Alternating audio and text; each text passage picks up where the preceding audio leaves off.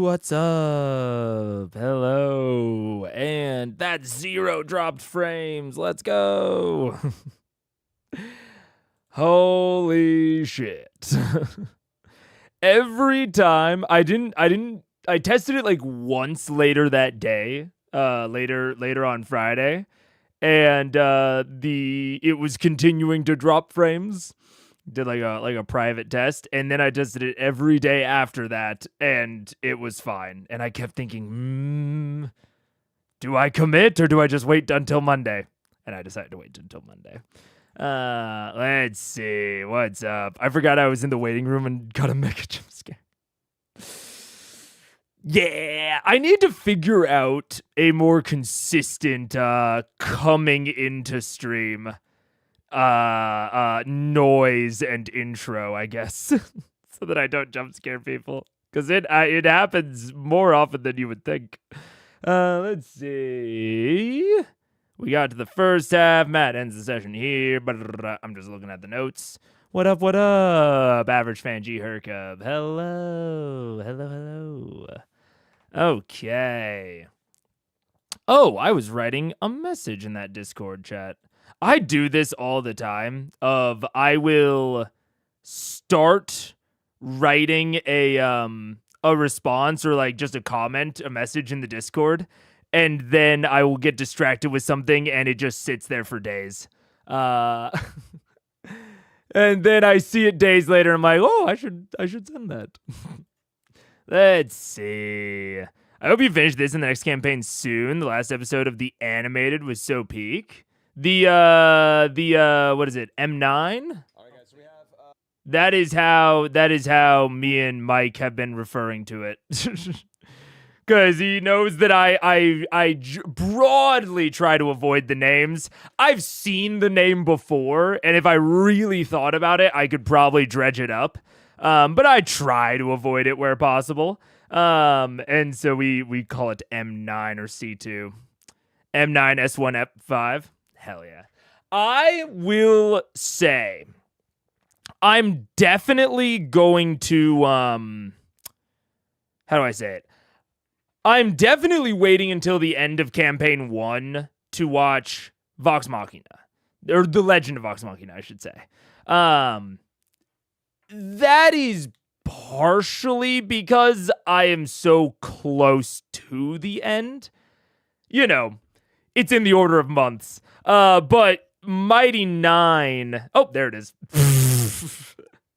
See, if I'm not thinking about it too hard, it just comes out. It's buried in there. But C2.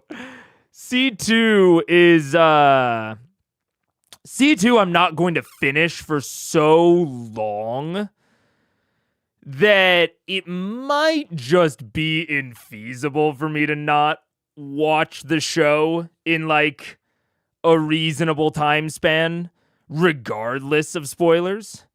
Absolutely not. The first episodes of M9 have spoilers for the end of the campaign. Fuck. Shit. Well, maybe I'll put together something with Mike. I've also thought about that because Mike has taught, I think, well, I shouldn't say too much more. I'll be able to talk about it more in the new year, but I might be able to put something together with Mike that will allow me to avoid spoilers. But we'll see. I don't know yet. Let's see. No, cancel that. There we go. What's up, Tap Rock? Hello. Does saying up to where Tlovum has adapted count as a spoiler? I don't think so. I'm generally aware that I'm ahead of Tlovum. But I wouldn't say so. Especially, the main reason I'm not watching the animated shows is, honestly, I wasn't even worried about like spoilers for the end of the campaign. I'm more worried about, which, maybe I should be. But I'm more worried about being able to see what they do and don't focus on what they foreshadow, what they, all of these things that are much easier for a TV show to do than a D&D campaign that isn't, entirely 100% prepped out ahead of time, unlike an animated show. So it's mostly experiential stuff. So I don't think saying where it is counts as a spoiler. Oh no. Oh shit. I accidentally hit the wrong button and I don't have a way to cancel it. Wait. Is there a way? Can I go into the queue? I can. Pending actions. Shit. Pause. Okay. Whew. Saved it. I know that you guys don't know what's going on, but I saved it. Don't worry about it. What's up, Dungeon Master Journey? Hello. Mikey9 is my favorite D&D party. Fuck. Oh, it didn't work. Shit. That's fine. I don't think it's gonna fuck up too much shit. Yeah, Tlovin was adapted up to around Bard's Lament, if that influences any decision. No, I'm pretty confident about what exactly I'm going to do for Tlovin, for Legend of Vox Machina. I actually I haven't talked about it on stream in a while, but I have a very distinct plan for what I'm going to do with it. I just can't talk about it in detail because it is related to a secret project that will not come out until January. So post-January, I will be able to talk about it, but I know exactly what I'm doing for Legend of Vox Machina. The debate is around what to do about Mighty Nine. Yeah. I think 3 of Tlovin poses spoiler-related issues for past C1. First 2 seasons are fine. Fair enough. Yeah, I know what I'm going to do with Legend. I just don't know about Mighty Nine, mostly because of how long it's going to take me to get through C2. It's going to be fucking years before I'm through C2. All right, then keep your secrets. I'm trying not to spill too much of the beans. But I've been working on something. I've been chefing something up that, it's less than a month. You guys are going to see it in less than a month. I've been working on something with Mike that I think in general, I don't know. I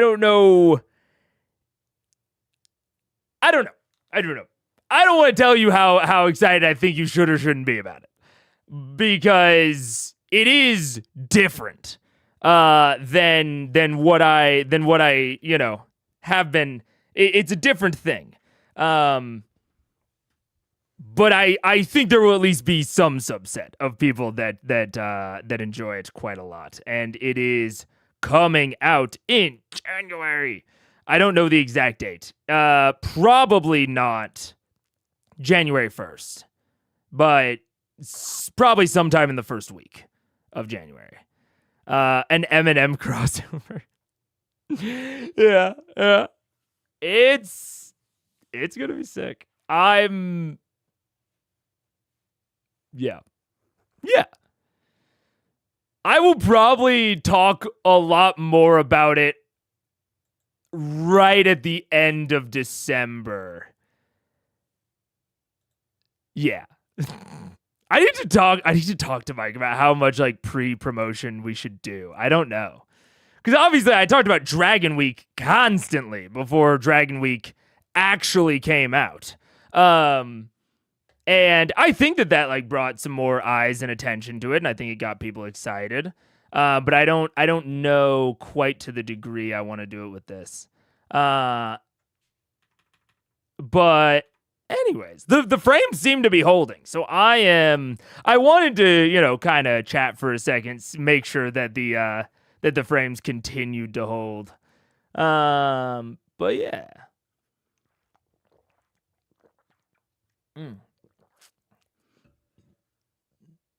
What's up, Song Willow? Hello. What up? What up? Oh, going to play D&D? Very cool. Hell yeah. I really recommend watching the live CRs before the animations. Like I said, that's the plan with campaign 1. Yeah, I just don't know.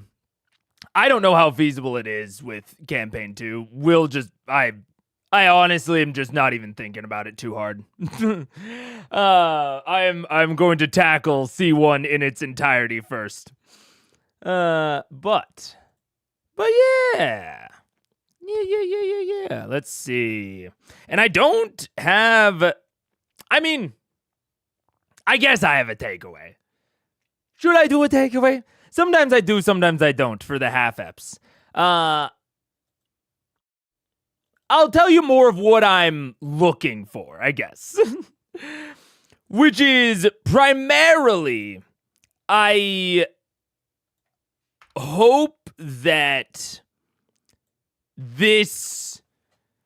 I think reasonable hope is that this looks something like an improved Underdark. That's my big, fingers crossed. Because I don't care about the, plot of the quest. I think I established that last episode. I think I care a lot about Terry's plot. And I love Terry's plot. But this little task that they're doing for the Myriad is so, at least at the moment, it is so disconnected from anything else that and I don't find it particularly wacky or wild. At least with something like the Feywild, or honestly most of the Vestige hunts, even if their plot was disconnected from, the Chroma Conclave as a whole, a lot of them were still weird and wacky enough that I was down with it. The Feywild is the one that always pops to my head of that was broadly disconnected from basically anything to do with anything else besides Singorn. But the Moonbrush, the Cancerous Tree, the Moon Tree, the Gilded Run, all that was all very disconnected, but it was all very different. This idea of cursed ecology that is slowly becoming infected and parasitic and spreading throughout the Feywild, and that this divine vestige is at the heart. It's been, kind of corrupted and is fueling this spread. I don't know. All of that at least caught my attention. The idea of I mean, I don't even really remember what the thing is in the mine. I think they described it as a newborn god. No, they didn't describe it as a fetal deity, because that would have been too Chrysothol coded. Yeah, there we go. Ancient, birthed improperly, but appears to grow more and more mad. I mean, this might as well be Dungeon of the Mad Mage, right? Which is fine, but I don't know, whatever. It's not particularly eye-catching to me in any way. So, I'm really, really hopeful that we see some experimentation with the actual dungeon, with the actual mines, in this case, because I'm hoping it'll be something like Hodis, because I did not care about Hodis, I did not care about the Hells, I don't give a shit about Dispater, but I loved the prison sequence, the entire, the moment that they get to the prison up until they teleport out. Oh my god. Amazing. Incredible. So I'm hopeful for something like that. And I think that we haven't really gone underground in a fucking in like a dungeon crawl type scenario. Really, since the Underdark, it's been a long time since we've done like a really true, honest to God dungeon crawl. Maybe you can count Viscon as like a half, or Sphinx Mountain as a half, but those were both pretty short. All things considered, there was really no question that they were not like long resting within the dungeon, right? And so I'm hopeful that we see something like an improved Underdark, like taking a look back at some of those more classic dungeon type tropes and designs, and maybe doing something a little interesting with them. But admittedly, from a currency media perspective for the stream, watching the current popular show is a good marketing move, so I get that decision as well. That's part of it. Yeah. We'll see. That there's always that kind of daemon in my head. But we're getting close to the end and arc change soon. I know. Now I will say, I don't take the background color changing as necessarily as consistently reliable because there have been times where I'm like, okay, yeah, the arc changed around there, but the arcs and arc changes are not always very starkly delineable. Delineable? Separatory? I don't know what word I'm looking for. They're not always that easy to define. They don't always have like a strict end and start. So I'm anticipating this mine not taking too long. Like, I don't think it'll be an Underdark in and of itself. I don't think it'll be that big. I don't think it's gonna be a mega dungeon, but I think it'll be probably bigger than Sphinx Mountain or Viscon. We'll have to see. I'm somewhat hopeful that it will be. But maybe. Your Brandy Sandy is bleeding into CR. No! I honestly don't remember this task. Yeah, I'm not surprised. I mean, and I'm not, people have said that in chat, and I take it with a grain of salt, because a lot of people said that they skip or don't remember HOTUS very well. And I get why. But also that arc had some great moments of experimentation from Matt that I enjoyed watching. So I'm crossing my fingers for it.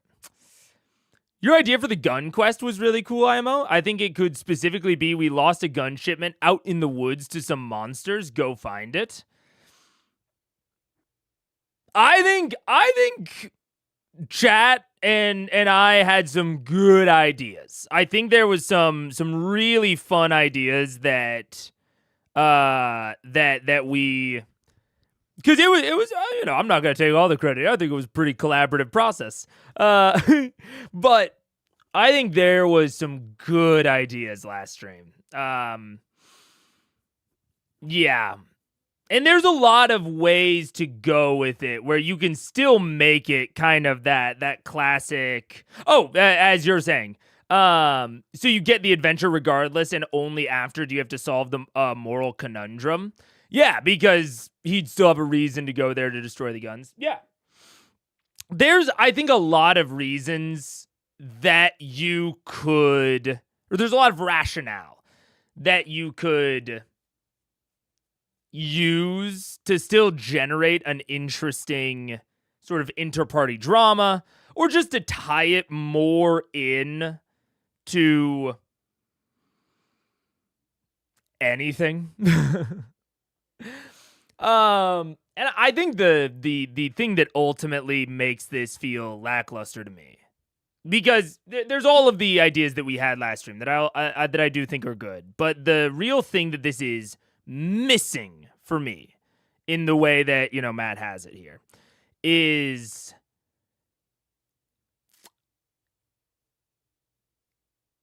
a feeling that this is the sort of thing that how do I say it? I need some sort of reason for this to not be a huge slam dunk. Obviously, we should do this. Because up until the point where the Myriad member offered this quest, I was legitimately uncertain as to what they were going to do. I was like, oh, they might try and just get Terry's family out of town. They might try to set up, I don't know, some sort of weird financial payment plan and get more in with the Myriad. They might be required to, like, show up at a fancy place and, like, or they might just be somewhere and the Myriad might just, like, say, like, hey, we're gonna... I jumped like 3 sentences ahead in my speech. Woo! The ADHD's a little bit strong today. The Myriad might just ask for like a generic favor, and they might be somewhere later on at like a big ball or a party that they have to infiltrate, and a Myriad member comes up to them and says they're cashing in their favor right now. You got to do this for us, regardless of what else you're doing at the time. So I mean, there's just this has no feeling to me like there's even any amount of decision here, right? It's like this quest was offered by the Myriad, and there is like no ostensible reason I can see for Vox Machina to not immediately do it and take it, and to not like follow it to the letter. Like there's no downside. There's no downside, so there's no choice. And that's tough. It's because in some aspects, I get it. So, like,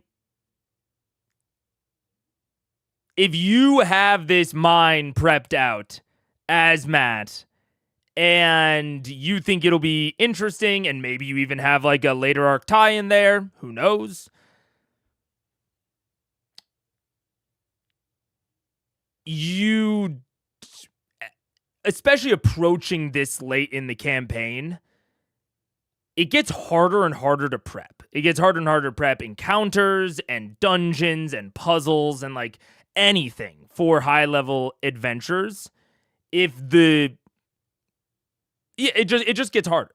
And so it gets harder to prep something that you don't end up using, especially because you don't have as much time to potentially use it in the future, right? If I prep something in the first arc of my campaign and the players end up going a different direction and I don't end up using it, I have plenty of time to potentially find another spot that prepped content could fit with minimal changes. As you get further into the campaign, that becomes less and less doable and feasible. And so from that perspective, I get it. As Matt, you want to make sure that they go and do the mine because that's the fun, in your view, that's the fun thing that you've prepped. And so I can see myself getting very nervous about making it too much of a quandary, because if they don't choose it, then you might have to go the improv route, or even if you have the other route prepped out, you've now wasted a bunch of high level prep time, and are very unlikely to be able to work it in later, which is just tough. It's a real reality of running like high level D&D, is that like reusing prep becomes a lot less feasible. And I think that more often we end up seeing things get a lot more linear towards the end. Now, I think there are ways that you can do it better or worse. And I think it's one of the reasons that high-level D&D almost always, has a world-shaking big bad. And they introduced the world-shaking big bad, I think, earlier than Matt has here, because we haven't gotten it introduced yet.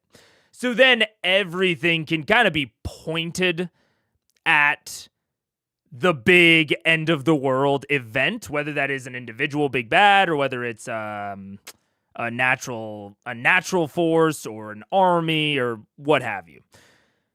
Everything can be pointed at that. So you have this underlying current of like why the players will always go towards the things you have prepped is because the things you have prepped are aimed towards the final kind of arc. I think that Matt is in a bit of a tough spot because it seems like that was Thordak. Like, everything I just described, I think just is Thordak and the Chroma Conclave.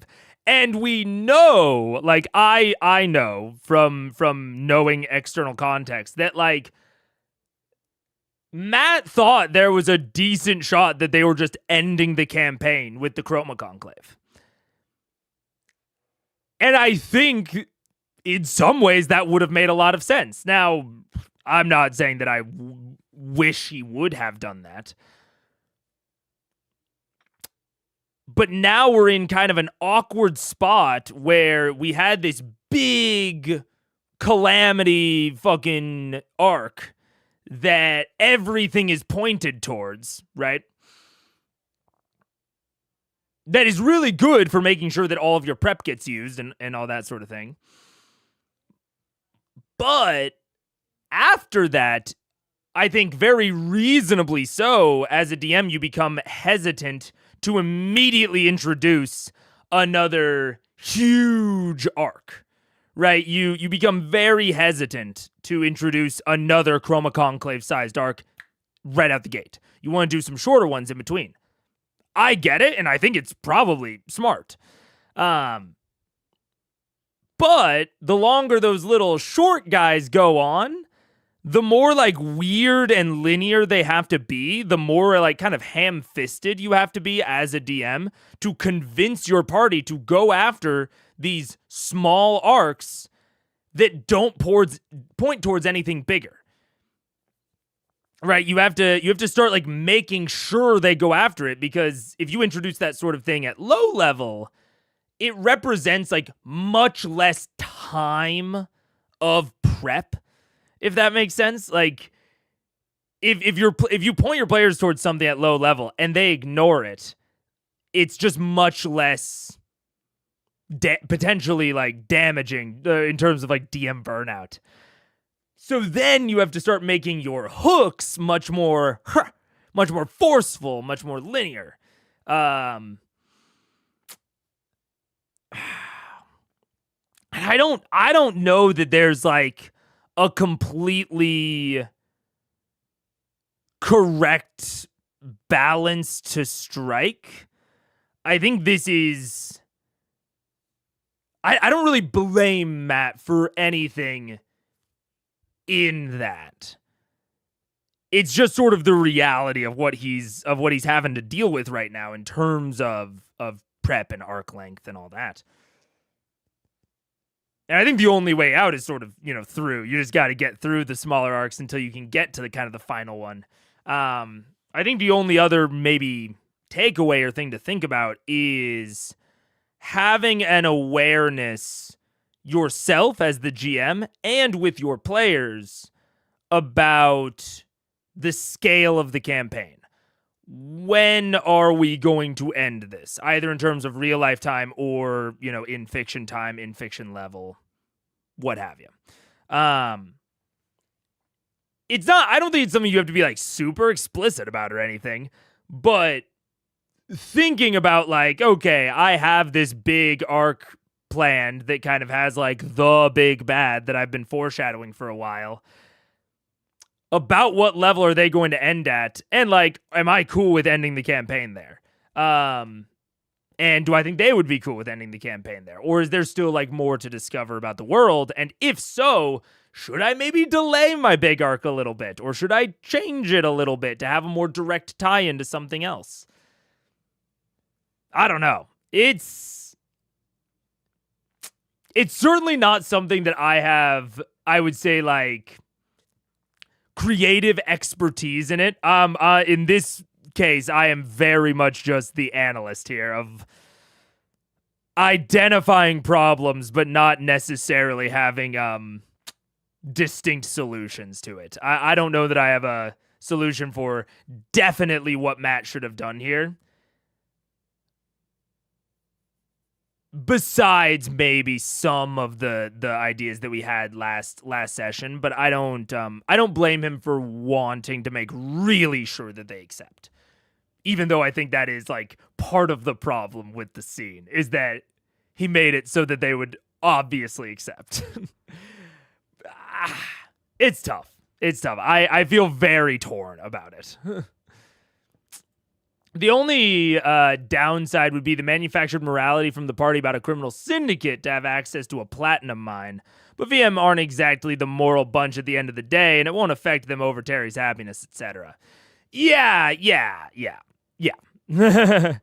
It is like, if you have a party of super good boys and girls, and they are just paragons of morality, then sure, there's a downside there. But I think for Vox Machina, that is definitely negligible, like you said. Calamity mentioned secret project revealed. No, but maybe.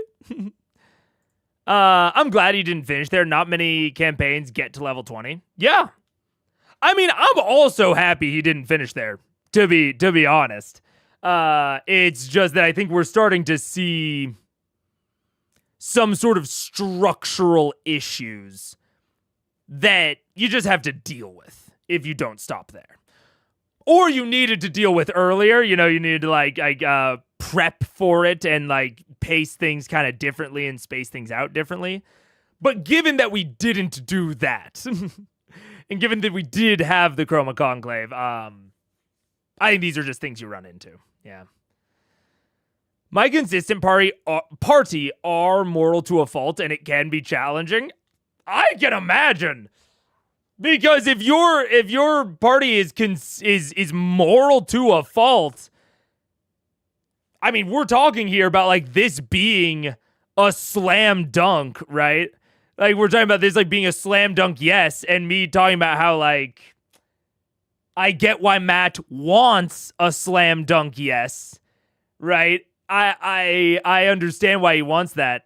If you want your players to like really go after something, but they are hyper moral, then that really limits your options for like slam dunk yes, like things that they can say yes to. Right, that the more moral and like the more like strictly morally coded they are, the more that limits the field of options that they will even say yes to at the from the start. So I can imagine. Oh, Warlock Boy can find it challenging for a party to be moral to a fault. What? Who could have guessed? Do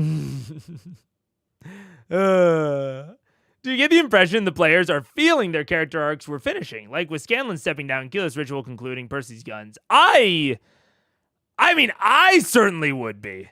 If it were me, I mean, I think Grog's arc has pretty explicitly concluded. Keyless arc has pretty explicitly concluded. Percy's arc, kind of debatable. We could say it concluded on the Glint Shore, but I think we could also reasonably say that a sort of second arc has started up with him. So debatable. I mean, certainly Terry's is beginning to wrap up here. Vex's arc debatably wrapping up. Pike, Vax is probably the one that is most explicitly not wrapped up. Vax is definitely has something more going on. We are definitely waiting for more with him.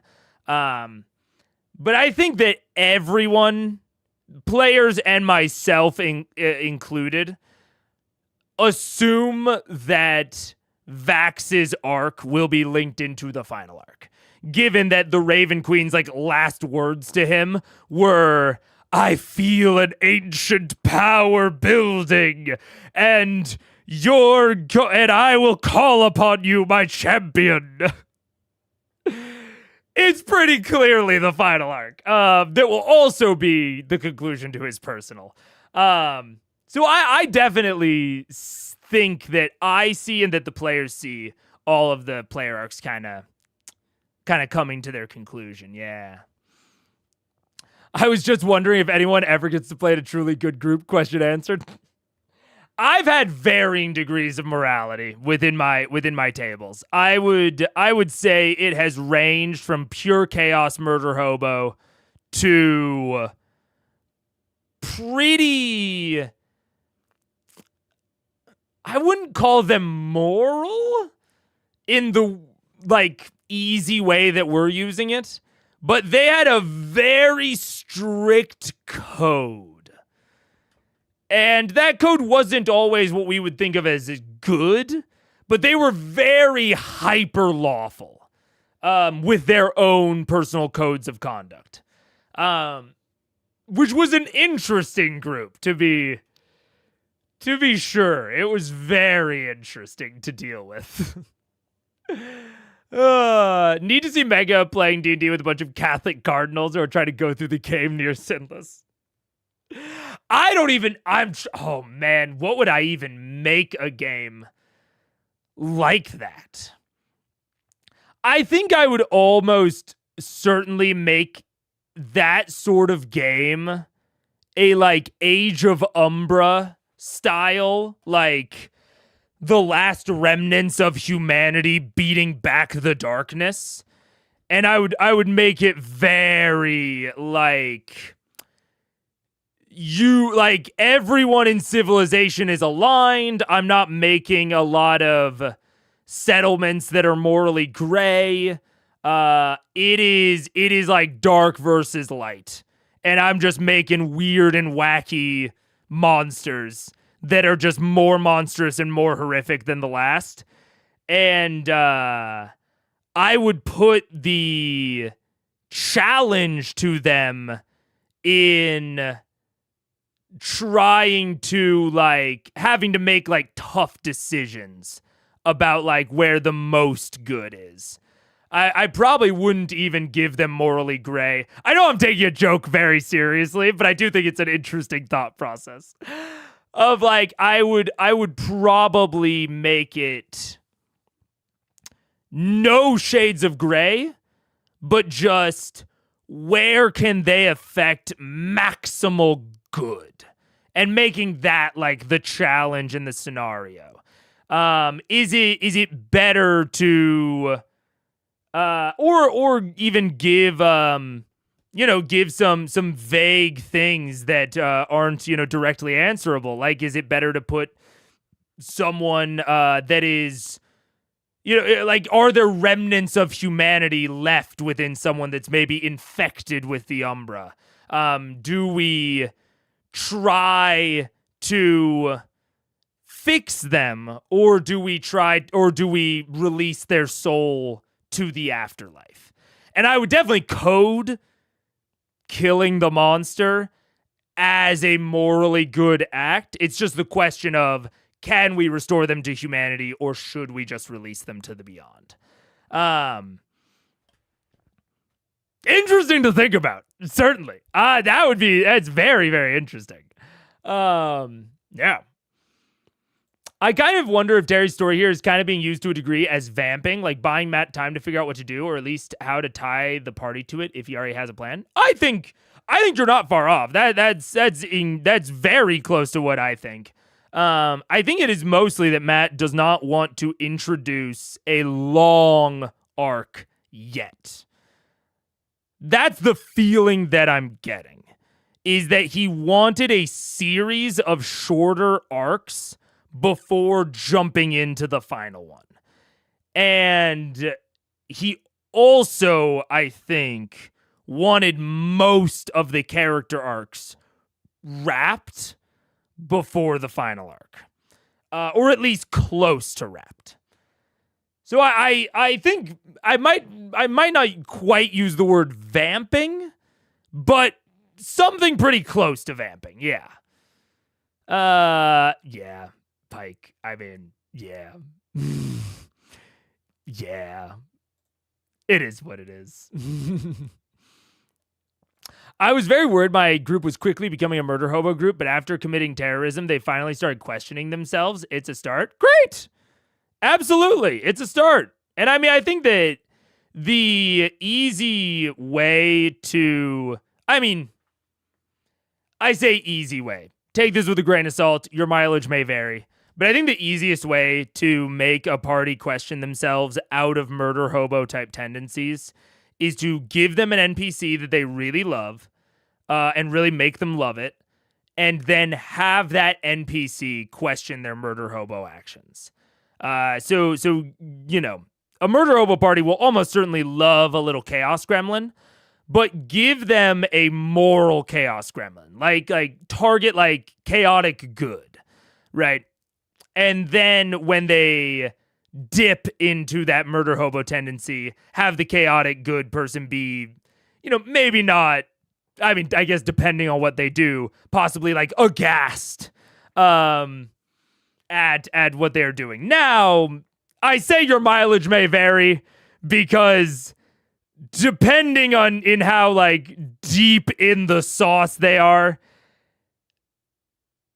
the NPC questioning them might just make them abandon the NPC and sink deeper into their tendencies. So this strategy is not without risk. I say that from personal experience.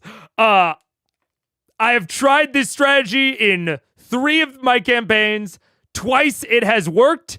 In one of the campaigns, I think the direct quote was, "Aw, we thought you were cool." And then they fucking killed him. So, mileage may vary on how effective that is. But you know, try it at your own discretion. I hope it works out for you. That awkward moment when they murder over the NPC. Exactly. Yeah.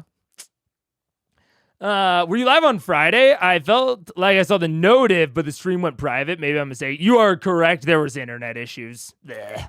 So I didn't end up doing like an actual stream. I was just struggling with my computer and then canceled it, which sucks. Yeah. The Party My Home game is kind of anti-murder hobos. They really don't want to fight animals to the point that one of them almost died when they were kidnapped by a Yeti and the rest was unsure what to do. Yeah, it can certainly happen. Yeah. YouTube told me I watched 239 videos of yours this year. Must be a mistake. No way you did that many. I mean, I've streamed round about twice a week all year. A little bit, certainly less than that, but round about within that order of magnitude, around 100. And then for a while, I was posting daily shorts. So if it's counting shorts, that could be accurate. If it's counting shorts. hopefully we get that number up next year. Because next year I'm going to try to get back to posting shorts, because it's like, unfortunately, I'm not cut out for making shorts, man. Like, it's not in my blood or my brain, but it is like the thing that YouTube wants for growth at the moment.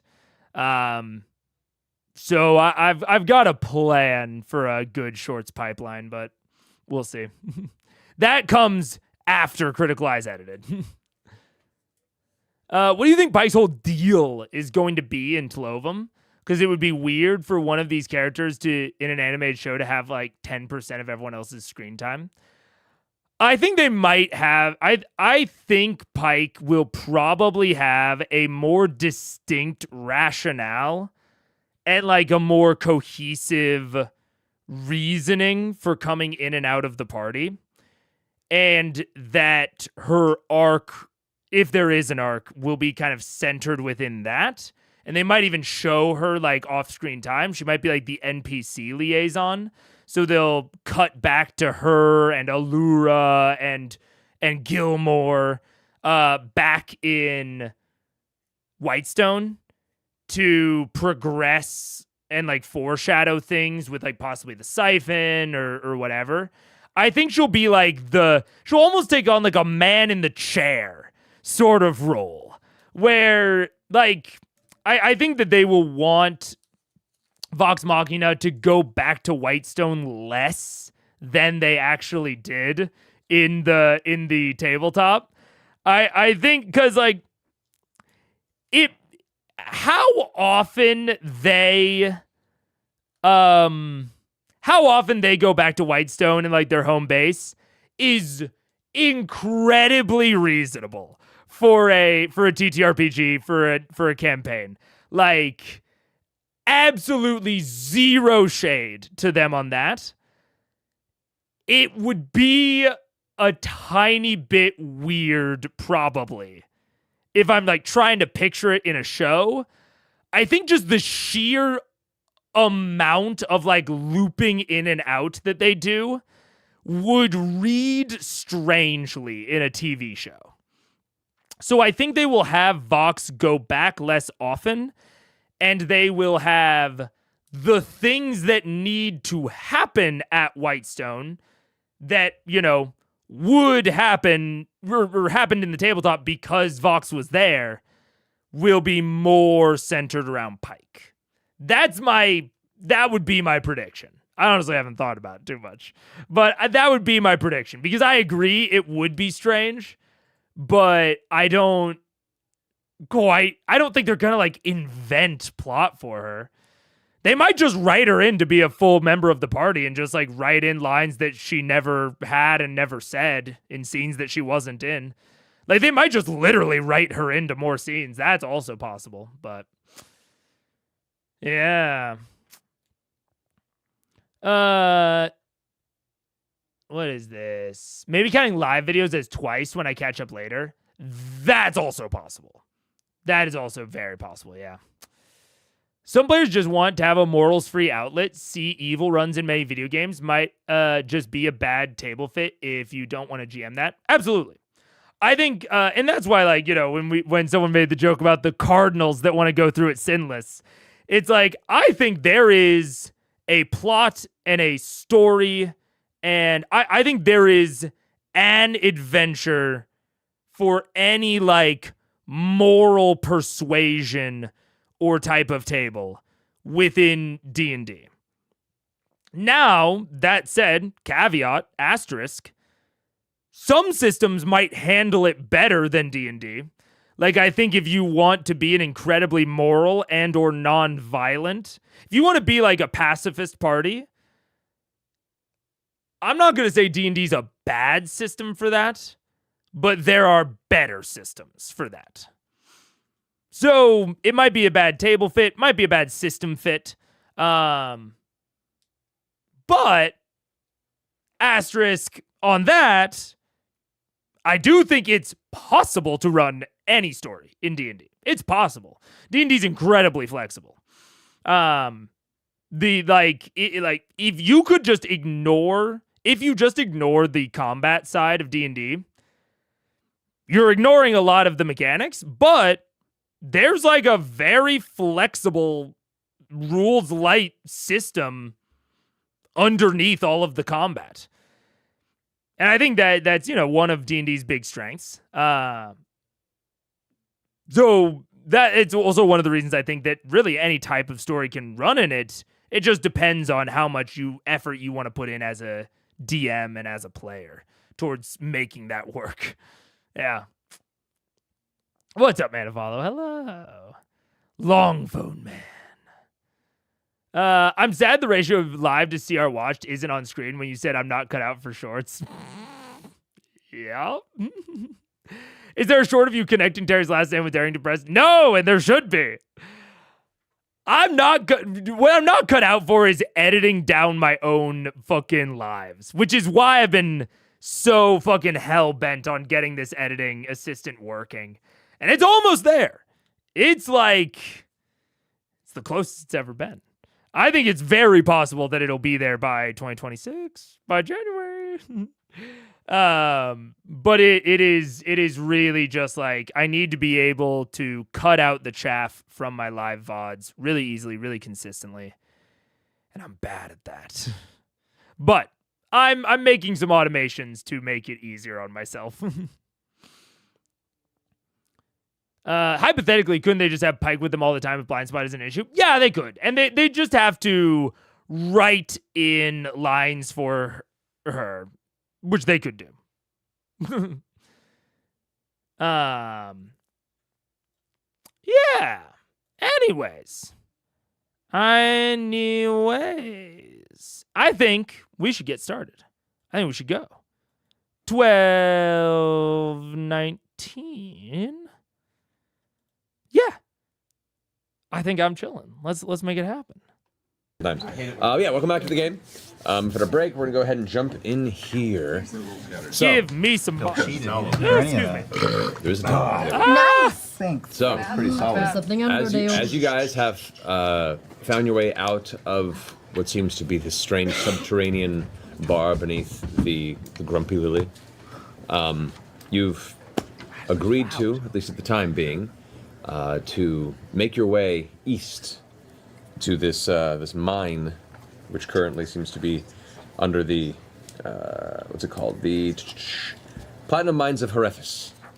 And Herethus, Herethus, which you, Tyrion, understand. Herethus is a regional forest area over there, the Herethus Wood. And about 120 miles east, you guys decide what's your best means of travel. How do you intend to get there? We'd have to Misty. Oh shit! Okay, we talked a lot about fucking Matt's pacing last session and like the ways in which he employed it.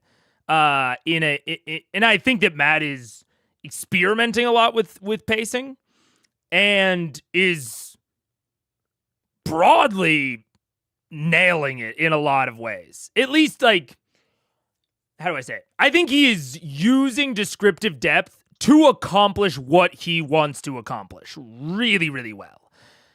I'm not entirely on board with the exact...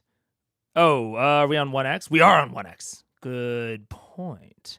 I don't think I'm entirely aligned on the objectives, on the things he wants to accomplish. But separating that out, getting rid of that,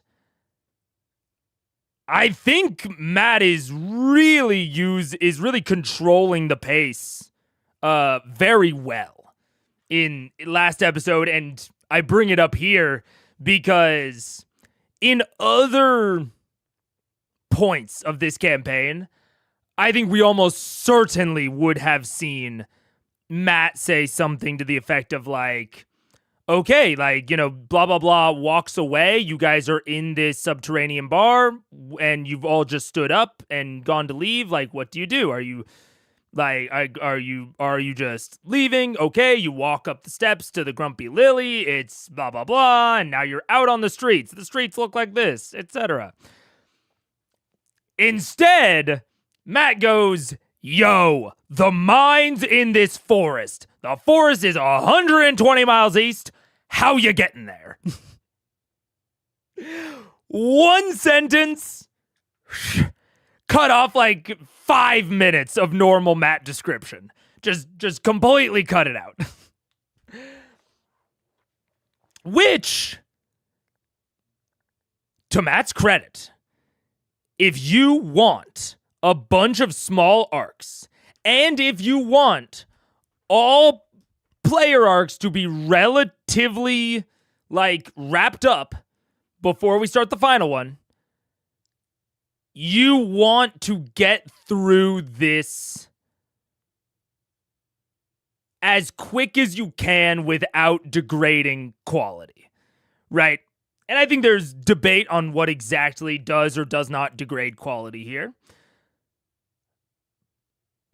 But clearly Matt has a lot of, or not, maybe not a lot, but he has stuff prepped out for the mine. He does not have stuff prepped out for the city. And I think it can be very reasonably said, or at least I think it's a reasonable position to take, that when you have something that is extremely prepped out, and you know that your players have already, like, said that they want to go there, they have given their intention to go there,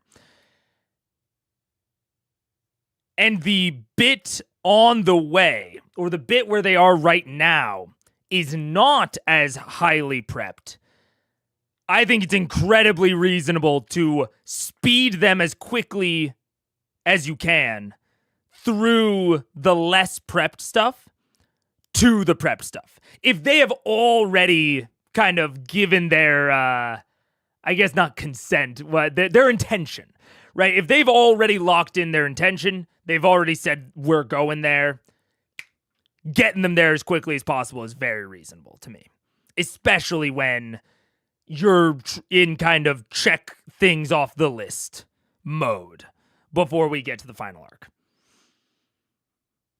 Not something... it might sound like I'm a little bit lukewarm on this. Like I'm saying, it's reasonable. I don't necessarily agree, whatever. The only reason I'm highlighting it so distinctly is because, for me at least, it feels so immensely rare for Matt. Like I feel like I very rarely see this sort of thing from him. I see him abstract travel, don't get me wrong. But I feel like the travel abstraction does not normally come until they have, like, exited the gates and are, like, outside of the settlement. That's when we start getting the travel abstraction. And normally it is after they have already told him how they are even going about the travel. Whereas this one was like, you're outside, it's this far away, how you getting there? Like, he's already bundling all of it together. So very interesting. It gives me continued hope that he will continue experimenting, because that feels abnormal to me in regards to Matt's general style. Misty there, right? Because you don't know any trees in the area. I could scry on the area if I knew enough about it. We could, if we miss you there, we could also camp for the night. And Yeah, go we need in to the camp for the morning. night because we need to rest and get Misty our now shit back. camp there. That's fine. It's 120 miles, so it's not that. It's not terribly far. Yeah, we But still have as Misty far as set? the mist flies. Yeah. I mean, As Jesus, the mist yeah. flies. I'm pretty Let's calm fresh. that shit. We can misty there, camp for the night. Yeah. Good. All Latin, by the way, because I totally forgot, we do have a winner in the chat room. I should Oh, mention. chat room winner. B-Solis8926. B-Solis8926, you won the giveaway. You got the Nutter Butter box. Yeah, Denova will contact you for your information to get it shipped to you, so congratulations. All right, so, what do you think about for travel with this? Just doing the wind walk? Gas. All right. Well, before we leave, is there any type of research we should potentially do? Nope. Headlong. I don't know what we would be researching. The guy who sent us on the mission doesn't even know what it is. It's not even nearby, so it's not like we could ask people here what the mine is like. It's 120 miles away. Yep. Reminds me Nobody who of works this. there just lives in the village. Herethus. This is right up our alley. Like, this is literally what we've been training for our whole I lives. mean, just in case there's like maybe some ancient deity that rules over the forest of Herethus, and some sort of goddess, or fuck it, let's go. I mean, do we know anything? Yep, Have we ever wing heard it, about on the our feet. woods of Herethus or the platinum You mines guys of have. Herethus? You have. Yeah. And it's I'm just gonna point it out. I think what Marisha is the woods. whoops.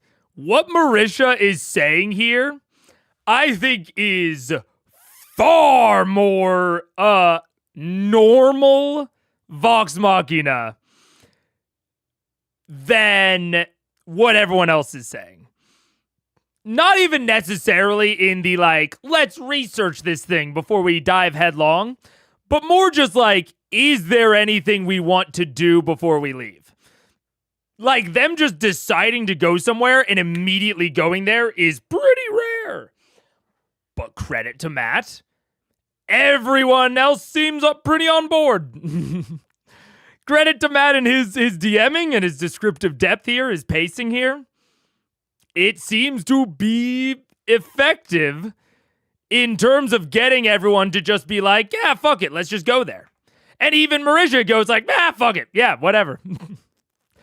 She doesn't seem that afraid or scared, and I think, within fiction, that makes perfect sense. This seems like it's going to be chump change to them, for gods like them. They're basically gods. But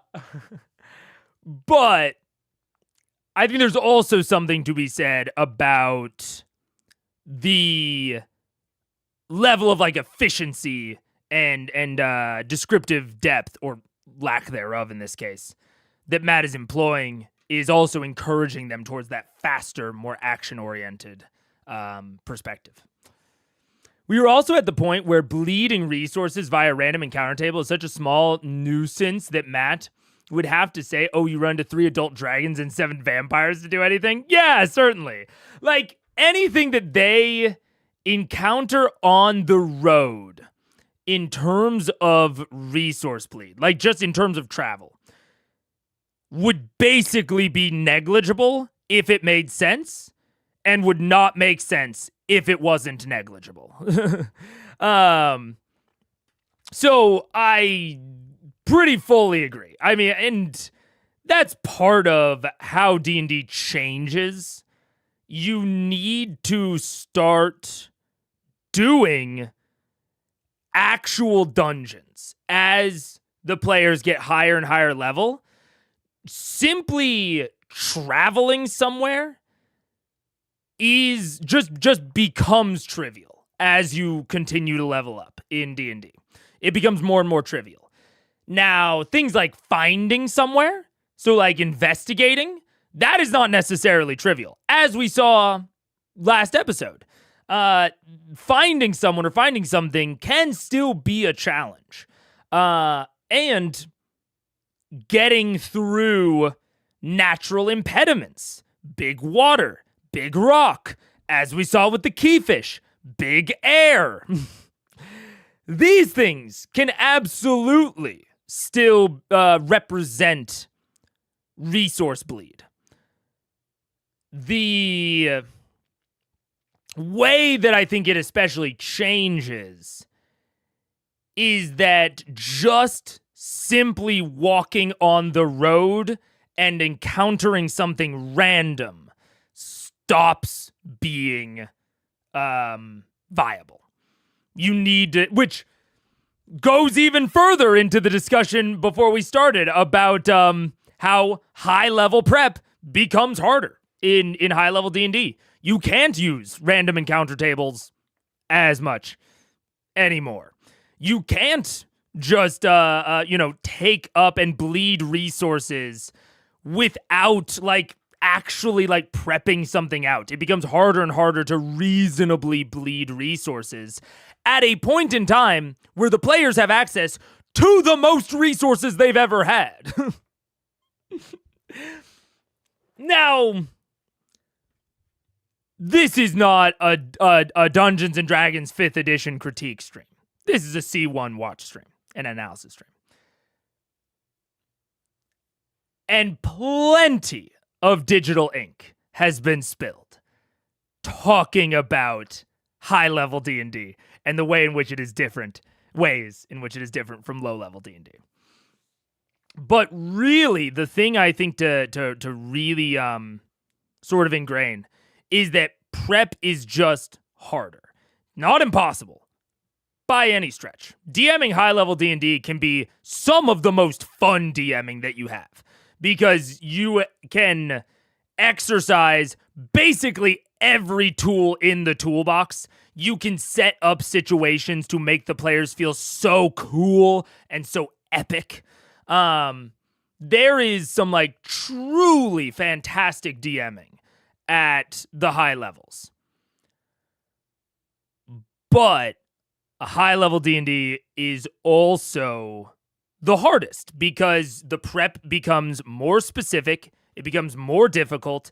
You can't just take stuff off of the internet and like expect it to just work, because it starts to depend a lot more on your players' like specific builds.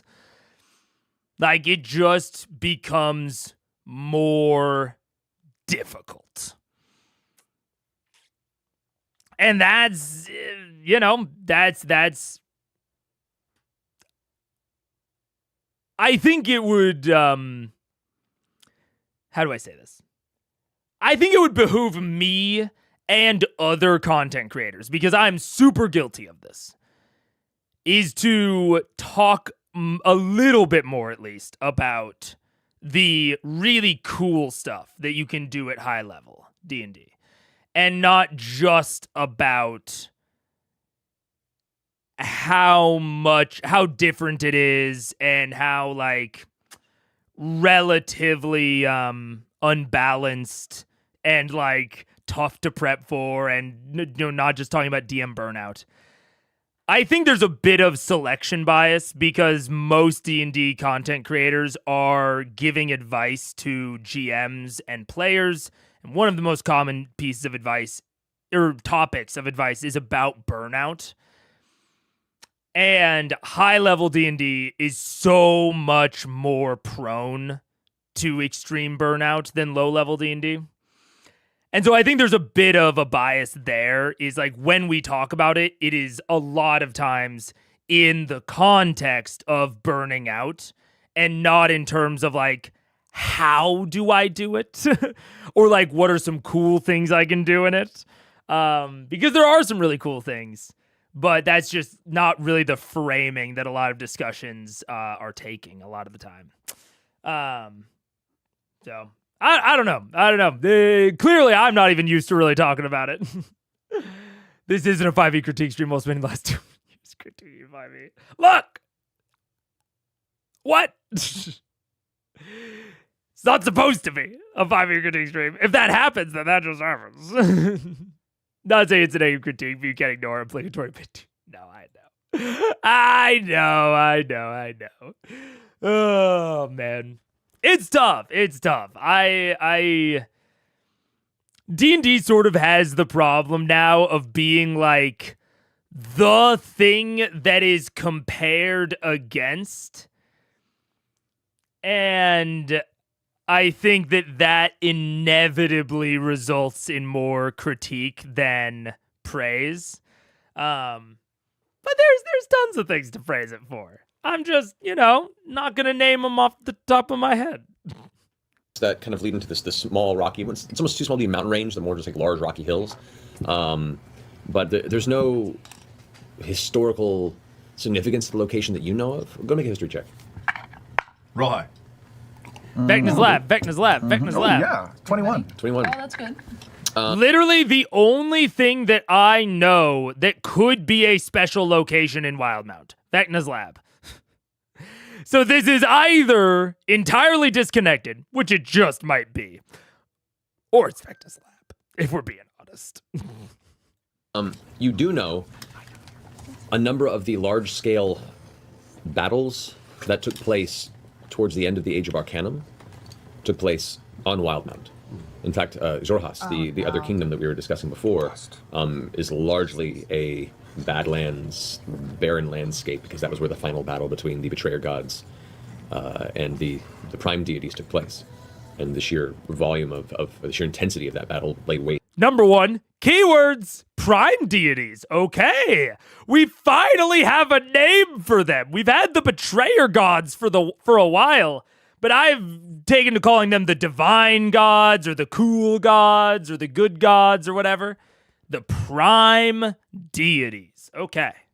Landscape there. So you have the Dwendalian Empire and the whole western side of Wild Mountain, which is fairly lush and functional, and then where the Jorhas kingdom is, and that whole eastern side of the continent, a lot of it's just like barren, cracked, destroyed. But you do know that the Herethys, the name at least stems from a hero that fell in a battle long ago. You can't recall the specific details of it, but there is some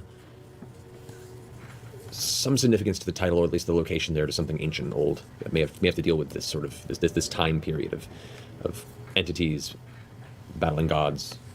It's best you can make out. The mines are well known. Like the platinum mines are well known. They're not well attended. They're not like a public space, and they definitely under the control of a number of companies that are shadow corporations under the control of Myriad. So you can see where the connection and the necessity for it to be reopened again is important.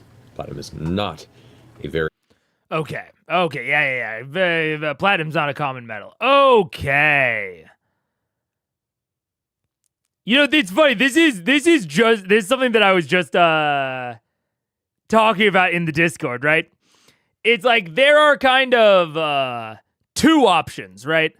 There is either that this is something totally separate from Vecna or anything that we currently know, right? This could be something totally isolated and like a totally like new sort of branch of the lore tree that has no connections to anything else.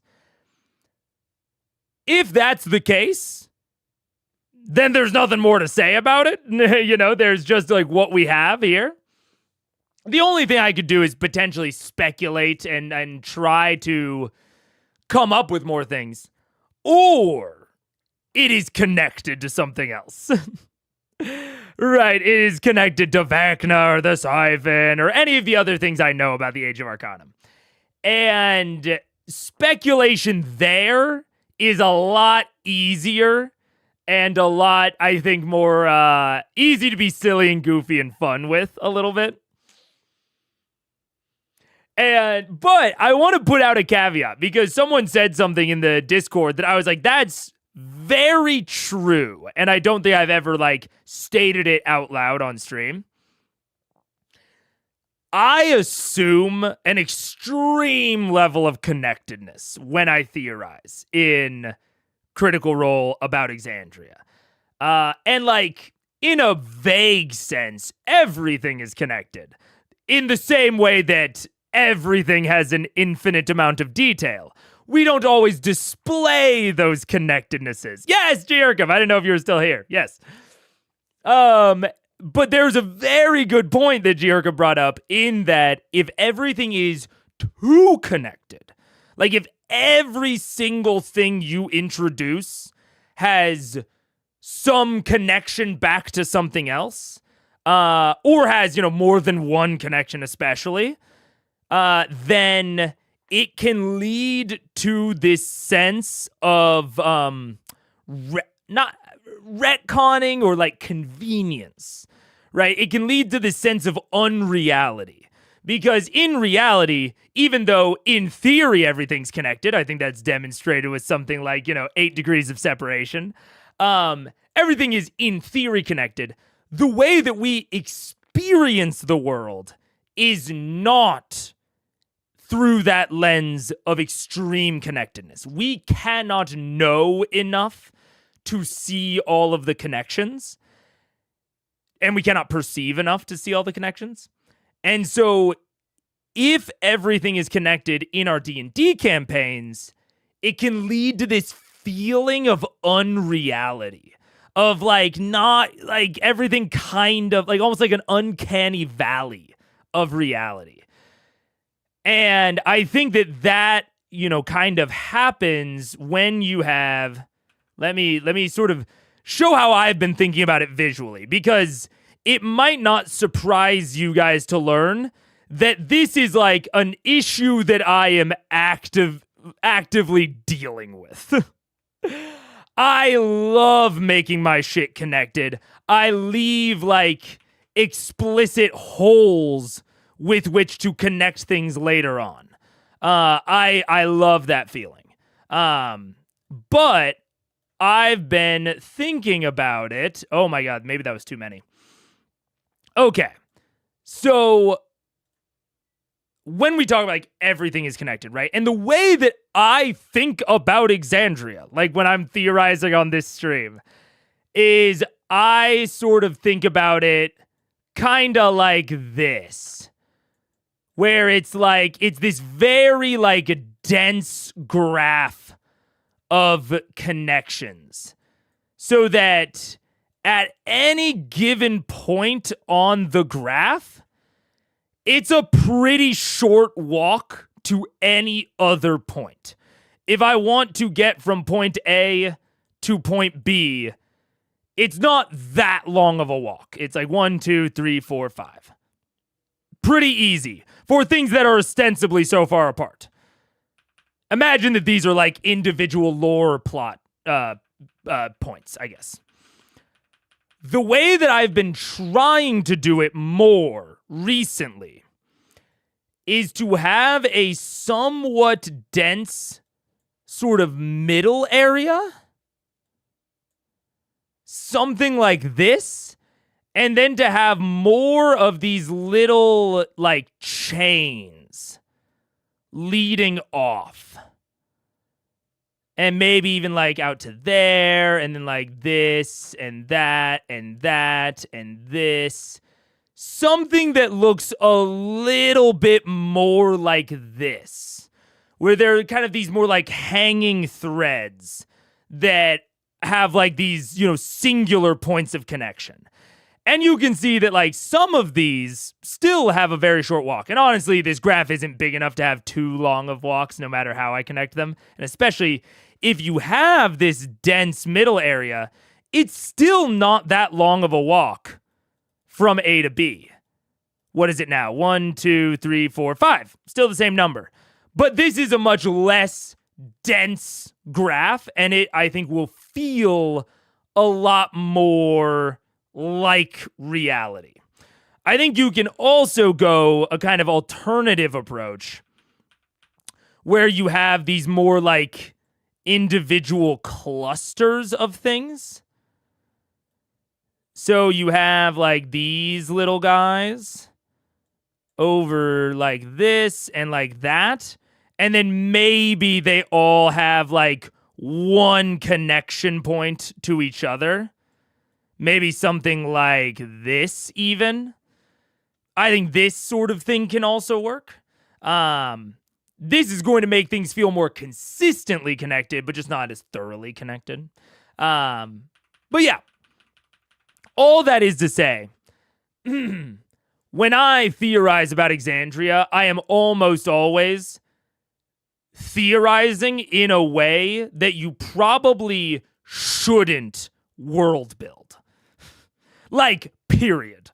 When I world build, I have to hold myself back from doing the things that I would theorize about, if that makes sense. Now, that's not to say I never have these, like, fun connectedness things. I still love connecting, you know, seemingly disparate parts of my world. But you just have to be restrained and conservative about it. You have to, you know, hold yourself back a little bit from going too hog wild with your connections in a way, or to make a good world in a way that I do not necessarily hold myself back when theorizing about said world. Because theorizing about connectedness is a lot more fun than not. And there's also a layer of this that comes with advice and analysis. Good, robust connections are harder to make than no connections, if that makes sense. Right? Like, just broadly, I had to turn on the heater. It's getting cold in here. Just broadly, if you have individual plot points that, you just create, it is typically like you don't have to do anything to not connect them. They're not connected sort of by default. And you have to do more to then connect them. So not only is it more fun for me to look for a highly connected world, I think that it also gives me more opportunity to talk about analysis and world building techniques, et cetera, et cetera. So, when I'm doing my theorizing about like a very interconnected Exandria, take that with a grain of salt. That's not necessarily how you should world build. It's just the lens in which I am looking at the world building, if that makes sense. I thought it was a very good discussion because it hit on something that like I actively have to like remind myself of and do when I am world building. It is something I have to really consciously take into account, if that makes sense. So it's something I really wanted to put out there because I don't think I've ever said that in so many words. Yeah. But anyways, I'll go back and read more of the Prime Deity stuff later. But I need to get better about like reading the chats of the things I'm currently talking about and then going back to read other topics. I think that'd be better. Everything is connected, but how do you know that the random person you talked to 5 years ago talked to another random person and so on until you get to Kevin Bacon? Exactly. Like, yeah.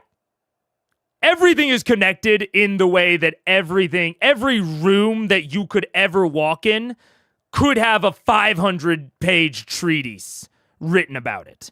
That doesn't mean you need to take 10 minutes to describe the exact fold of the curtains on the wall. Everything has an infinite amount of detail that you can give. You just shouldn't.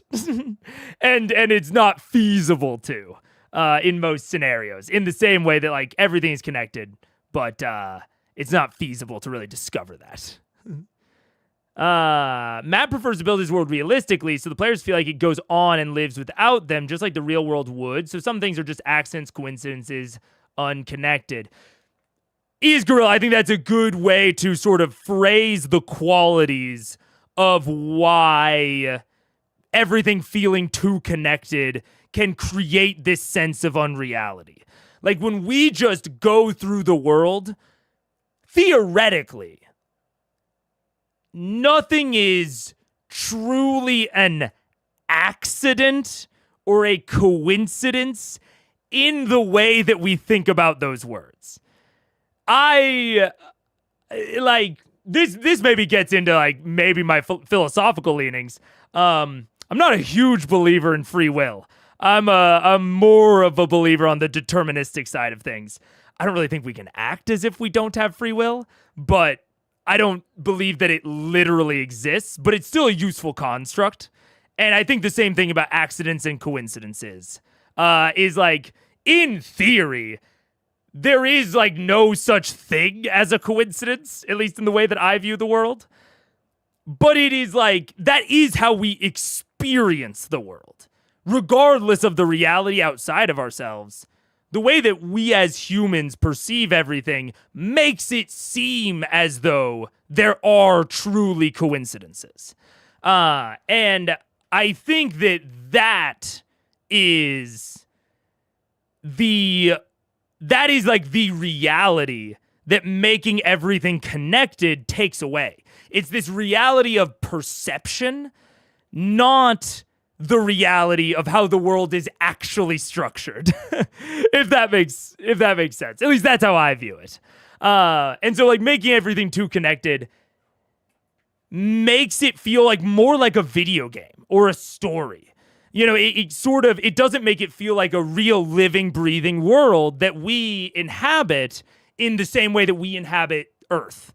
It makes it feel very storybook for everything to be so connected. And that is often not desirable. I won't say it's never desirable, but I would say most often not desirable. The other day, I realized I got too caught up in the specific historical dynamics of the big civil war that took place thousands of years ago in my current setting. Yeah, it's you gotta hold yourself back. It sucks. I love going into the historical dynamics of big civil wars. Clearly, I talk about the Age of Arcanum all the fucking time, but it's a little bit of a trap. It's a trap. For I think DMs like me and like us. At this point, Matt was working on the Tal'Dorei guide. He would have to create things, factions, NPCs that didn't connect so different campaigns could be ran in Tal'Dorei. Absolutely. Yeah. Absolutely. Kind of in line with what you're saying, can also be fun to retcon, but in a well-done way, like with RVB. Yes, like retconning, and like I said, I love leaving open holes that I can place connections in.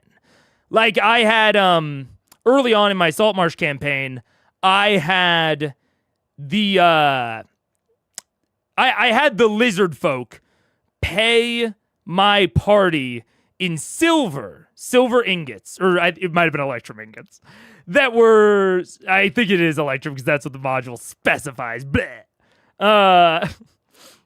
But I had it be stamped with like a weird symbol, and I drew out the symbol for them. And I was like, yeah, you've never seen this before. This looks, and then they did a check or something, and I told them that it looks like where a like state crest would go, or like the stamp of a mint. But you don't recognize this symbol. And in truth, I did not know what the symbol was. I had like some vague inklings of what it might be.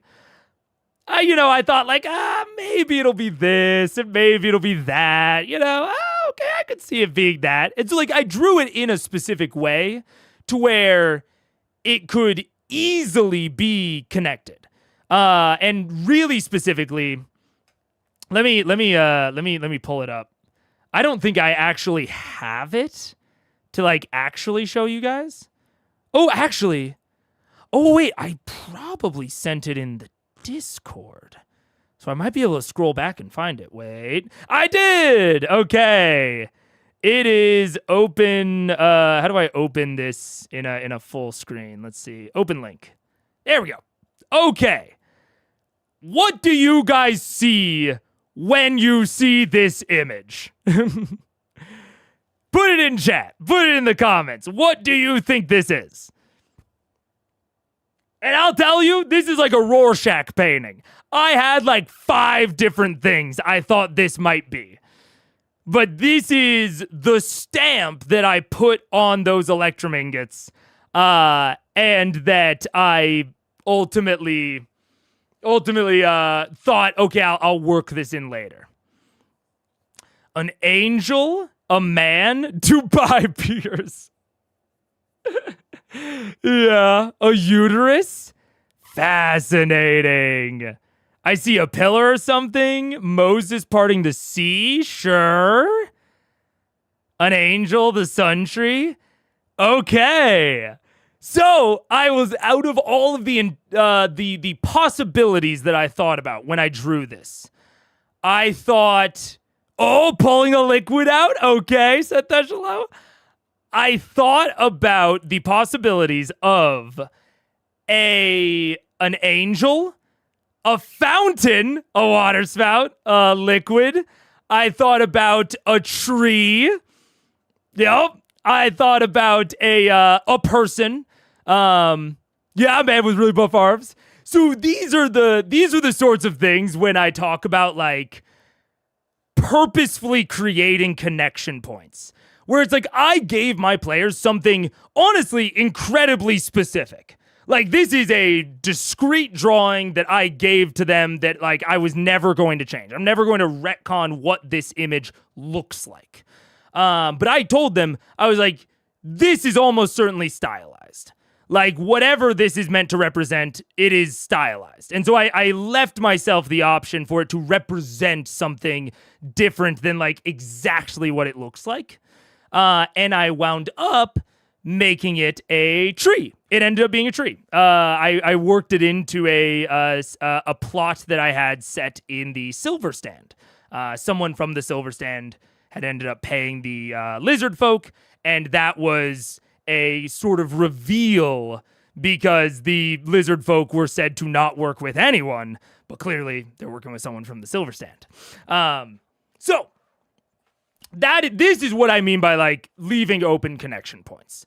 But to work it back into what we've been talking about, it's like it can be fun to do that and to leave those things open, but you just have to be careful to, like, control the density of those connection points. Like, I think those connection points are awesome. They're one of the reasons that I DM. You just have to make sure not to, like, put them literally fucking everywhere, which is what I used to do. And I think that is what can really create that sense of unreality. Yeah.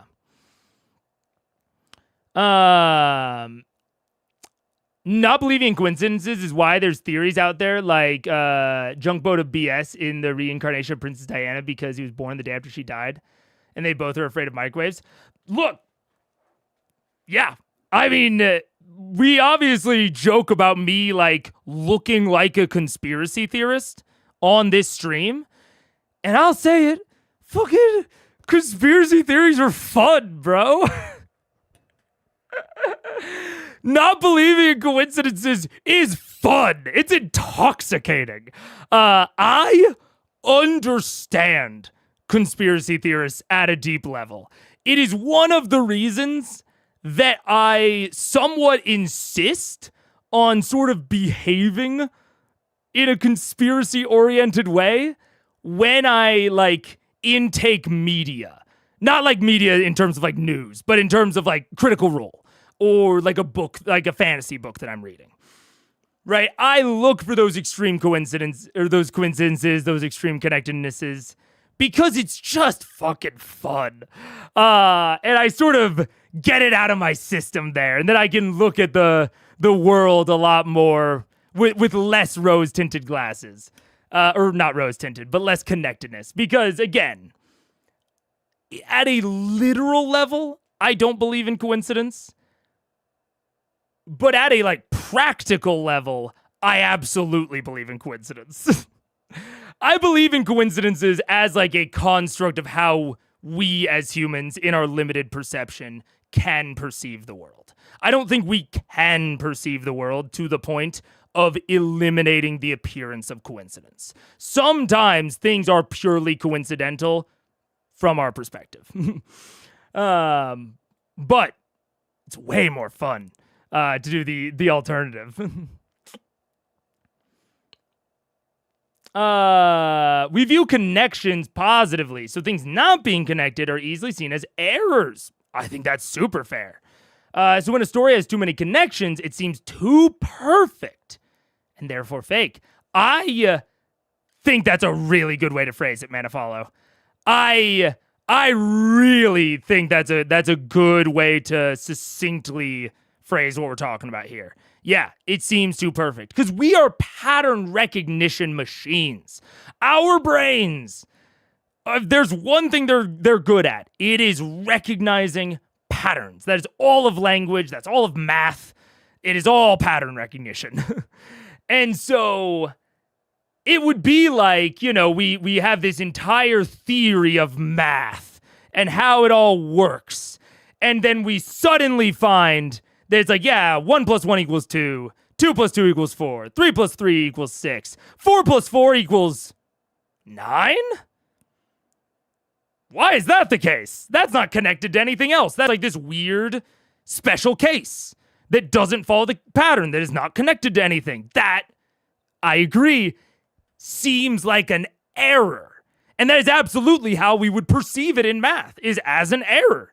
If you put that on your fucking math worksheet in grade school, that they're telling you you're wrong because you didn't correctly connect everything. You didn't correctly perceive the pattern. And so if it's too connected, I think you're right. I think it makes it seem too perfect. Yeah. Yeah. No, Britney's yeah. Yep. I don't understand what people mean by free will. It's generally explained as choosing for yourself, but wouldn't an AI that distinguishes between cat and dog pictures choose for itself? This is a tangent. This is too much of a tangent for this early in the stream, but there's definitely a distinction in my mind between what literally exists and what we act as though exists. I think one of the immense strengths of humanity is our ability to imagine things that don't exist and to actually give those imaginary things legitimate power through our collective understanding of them. Like, I think there's a reason that Gestalt consciousnesses have been present in sci-fi for as long as they have. And they're not a relatively recent innovation. It is because, like, humanity is able to create things that don't exist and give them true legitimate power, like the fucking Kuatoa. It's crazy. Like, the United States doesn't exist. The European Union doesn't exist. Africa, as a concept, does not exist. None of these things exist. The land exists. The dirt exists. Those all literally exist. There's legitimately a mass of land between two bodies of water. But that's about as specific as I can get before we get into the realm of human-created constructs. Because even to say that the Americas are the land masses, the body of water, the body of land between the Atlantic and the Pacific Ocean would imply that the Pacific and the Atlantic Ocean are two different things. They aren't. They're connected. Where's the difference between these oceans? At certain points in the water, they have different characteristics, and sometimes the gradient of those characteristics changes pretty sharply. But there's no reason that we necessarily should consider them definitionally different. But, obviously, the United States exists. It exists, and it exercises power that maybe it should or shouldn't have. And, like, nation states fucking interact with each other as extreme entities, right? And so there is social constructs and all that. So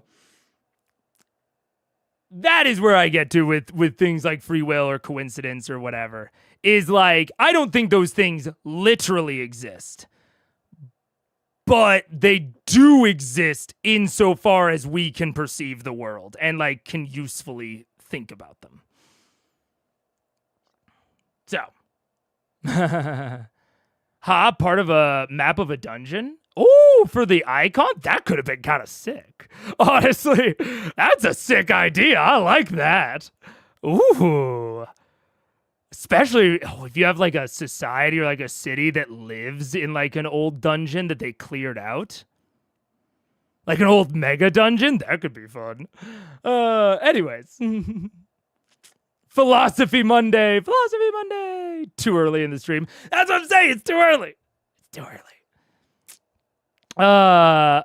Concrete versus abstract. You're going more nihilistic. Yeah, I guess, like, sort of. It's like mereological nihilism coded. Mereological nihilism. I mean, I think it wouldn't be too far off from what I actually believe to, like, very flippantly describe me as a nihilist, but I am like a much more positive nihilist. And like, I don't know that I believe that anything has like a reason. I'll leave it there, a reason. But I also think that like one of the joys of existing is finding that and determining that. Like, I think that's like a really cool thing. But yeah, it's mereological nihilism, if you don't know, is a very fun philosophy, I think. Also called compositional nihilism, is the metaphysical thesis that there are no objects with proper parts. Equivalently, mereological nihilism says that mereological symbols, or objects without any proper parts, are the only material objects that do exist. So it's essentially saying that, like, there is, like if I look at this chair, and I look at, like, and I talk about, like, the left side or the right side of the chair, like, that's a purely intellectual concept. Even though it is true, like, I can talk about the left, like, I can say that the left side of this, you know, is that this little flap is more degraded than the other. There is no left side of the chair apart from the chair as a whole. And like what makes, you know, if you carve something out of an entire piece of wood, you can talk about the legs of that, but it's all a single piece. Anyways, I'm not a philosophy streamer. I should get off this, but this is the sort of stuff I like looking into in my free time. I find it fun. See you later, Song Willow. But land versus water is no less a conceptual idea than Africa versus Asia. Fair enough, Taprock. Fair enough. Yeah. And so that's what I'm saying is like, I am, I guess you could say, nihilistic about the existence of most things. But I think that we sort of necessarily have to operate separately from what literally exists. Like, we have to respect imaginary or conceptual existence as a real thing. It's like how race doesn't exist, but it super duper exists. Like, race is a purely man-made construct, but it absolutely exists in like terms of how humans interact in the world. And has like dire consequences. Yeah. Isn't that absurdism? Finding meaning in the meaningless? Yes. Yeah. Yeah. I'm very into absurdism. Absurdism is mostly like analyzing meaninglessness via the absurd. It's not necessarily the process of finding meaning within it. I think you could call that optimistic absurdism. But I'm definitely, absurdism is sometimes nihilistically aligned. Yes, yeah, absolutely. But I was trying to remember mereological before nihilism. Yeah. I'd call it skepticism rather than nihilism. I'd recommend Sextus Empiricus, ancient thinker all about skepticism leading to pragmatism. Oh, interesting. Is he like a skeptic or a stoic? I mean, that name is very Roman, Roman or Greek. Sextus. So, I don't actually know how those philosophies evolved into the Roman Empire. I know that Stoicism was very alive and well, but I don't know about the actual skeptics. I really need to read more in these veins, because I've listened to a lot of talking heads and like a pretty broad variety of talking heads in these veins, but I haven't actually like read any source texts. And so I have some opinions about it, but I don't feel like my opinions are like super well grounded. So I really need to go and like read more source literature, but haven't. I was actually Googling Alex O'Connor because that's what he identifies as, and I couldn't remember, but it sounded like what Mega was talking about. I've watched some Alex O'Connor. I think Alex is broadly. I'm trying to remember what he identifies as. I think an emotivist, a something emotivist, but I can't remember the second word. But yeah, I think Alex O'Connor's videos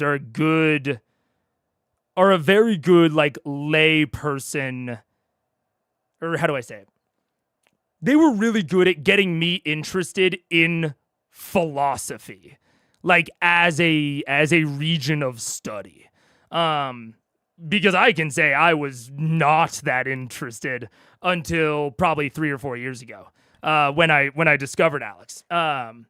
And he absolutely has a lot of like he has some like, higher level stuff as well, but I think he does a really good job of like pitching what is interesting about philosophy to someone who is maybe not directly inclined at first. Also, we're going to go a little bit into radio mode. Oh, wait, I went the opposite direction. We're going to go a little bit into radio mode. Tell me if I'm being too loud. We're not going full on radio, but I'm turning up the gain a little bit because Paige is going into a meeting.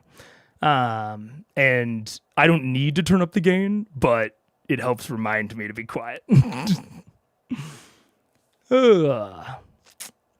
My sister built a little house for our cat. This house is made up of walls, floor, ceilings, and doorway, but to the cat, the window and the doorway are the same because it has no such concept. Yeah, that's a good example of mereological nihilism, to my understanding. Skeptic Roman. The Roman Empire is culturally Greek. Well, that is true. Is this a stream of the minds of many? No, it's a stream about the minds of minds. Yeah. It's a little louder, but at the same time, I can tell you're talking a bit more softly. Okay.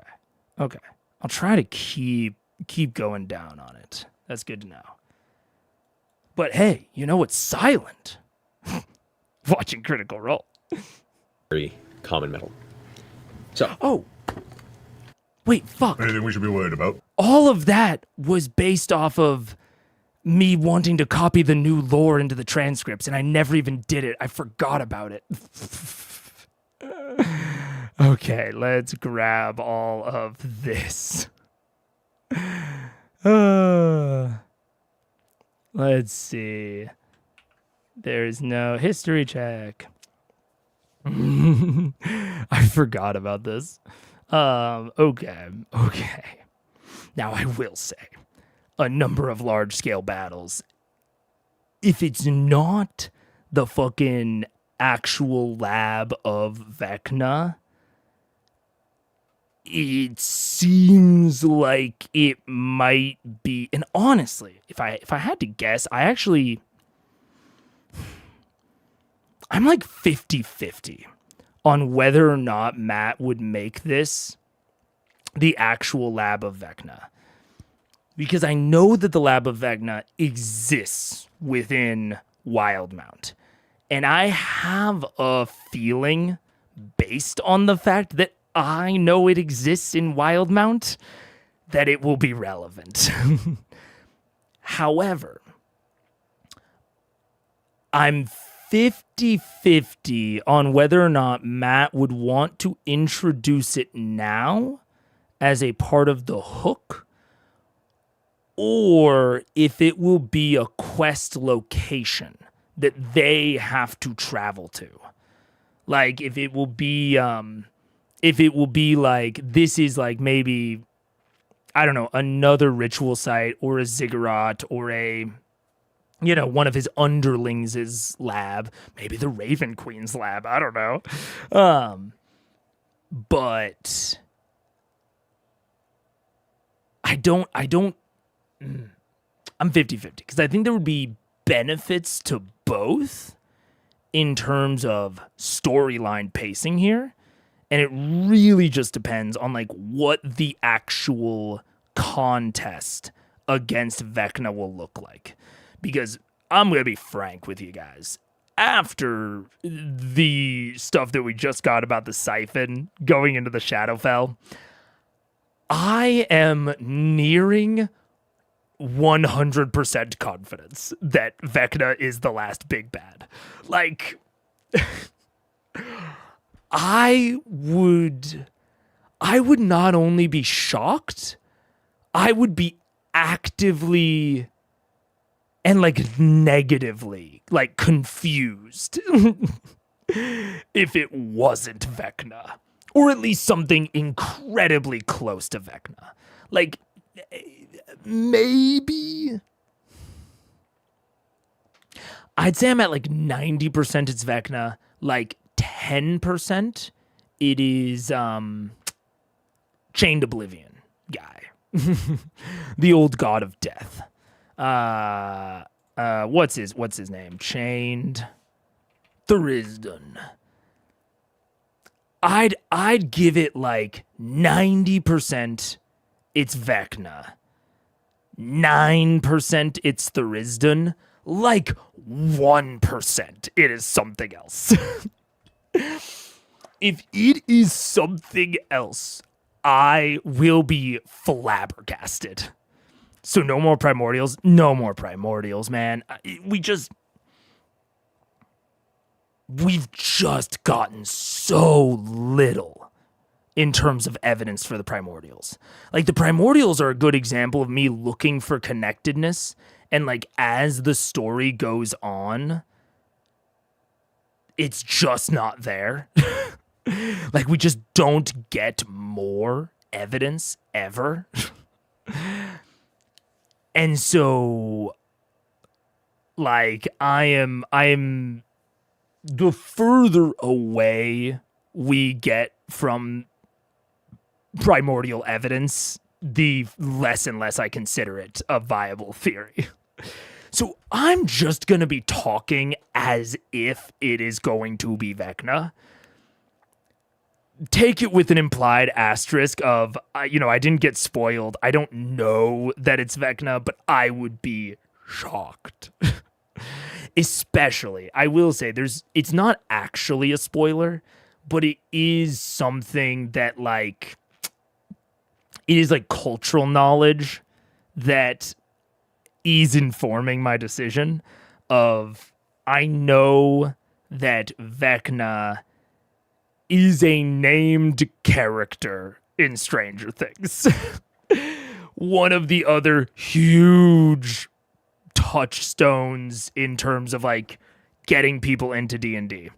And I would not be shocked if either Stranger Things is cribbing this from CR, or I think more likely that they are both just using a very, very, very well-known villain. I think that is just the most likely thing that is going on. And that Vecna just like has an amount of star power to be able to command that sort of thing. So yeah, that is also influencing. I'd say that's like an extra, maybe I would be at 80% without that knowledge, and I'm at like 90% with that knowledge. Yeah. Stranger Things has a number of creatures with D&D based names. Honestly, I think it's the latter. I think it's more likely the latter. Yeah. I think it's more likely that they are just pulling from common source material, because Matt seems to have a pretty robust respect for historical D&D lore, while taking plenty of his own liberties. So I really think that is just what's going on here. Yeah. Given the mention of an ancient hero, my mind went to Marrowglade Loch. I think that's fair. I think that's super duper fair. Because it seems like the Wild Mount,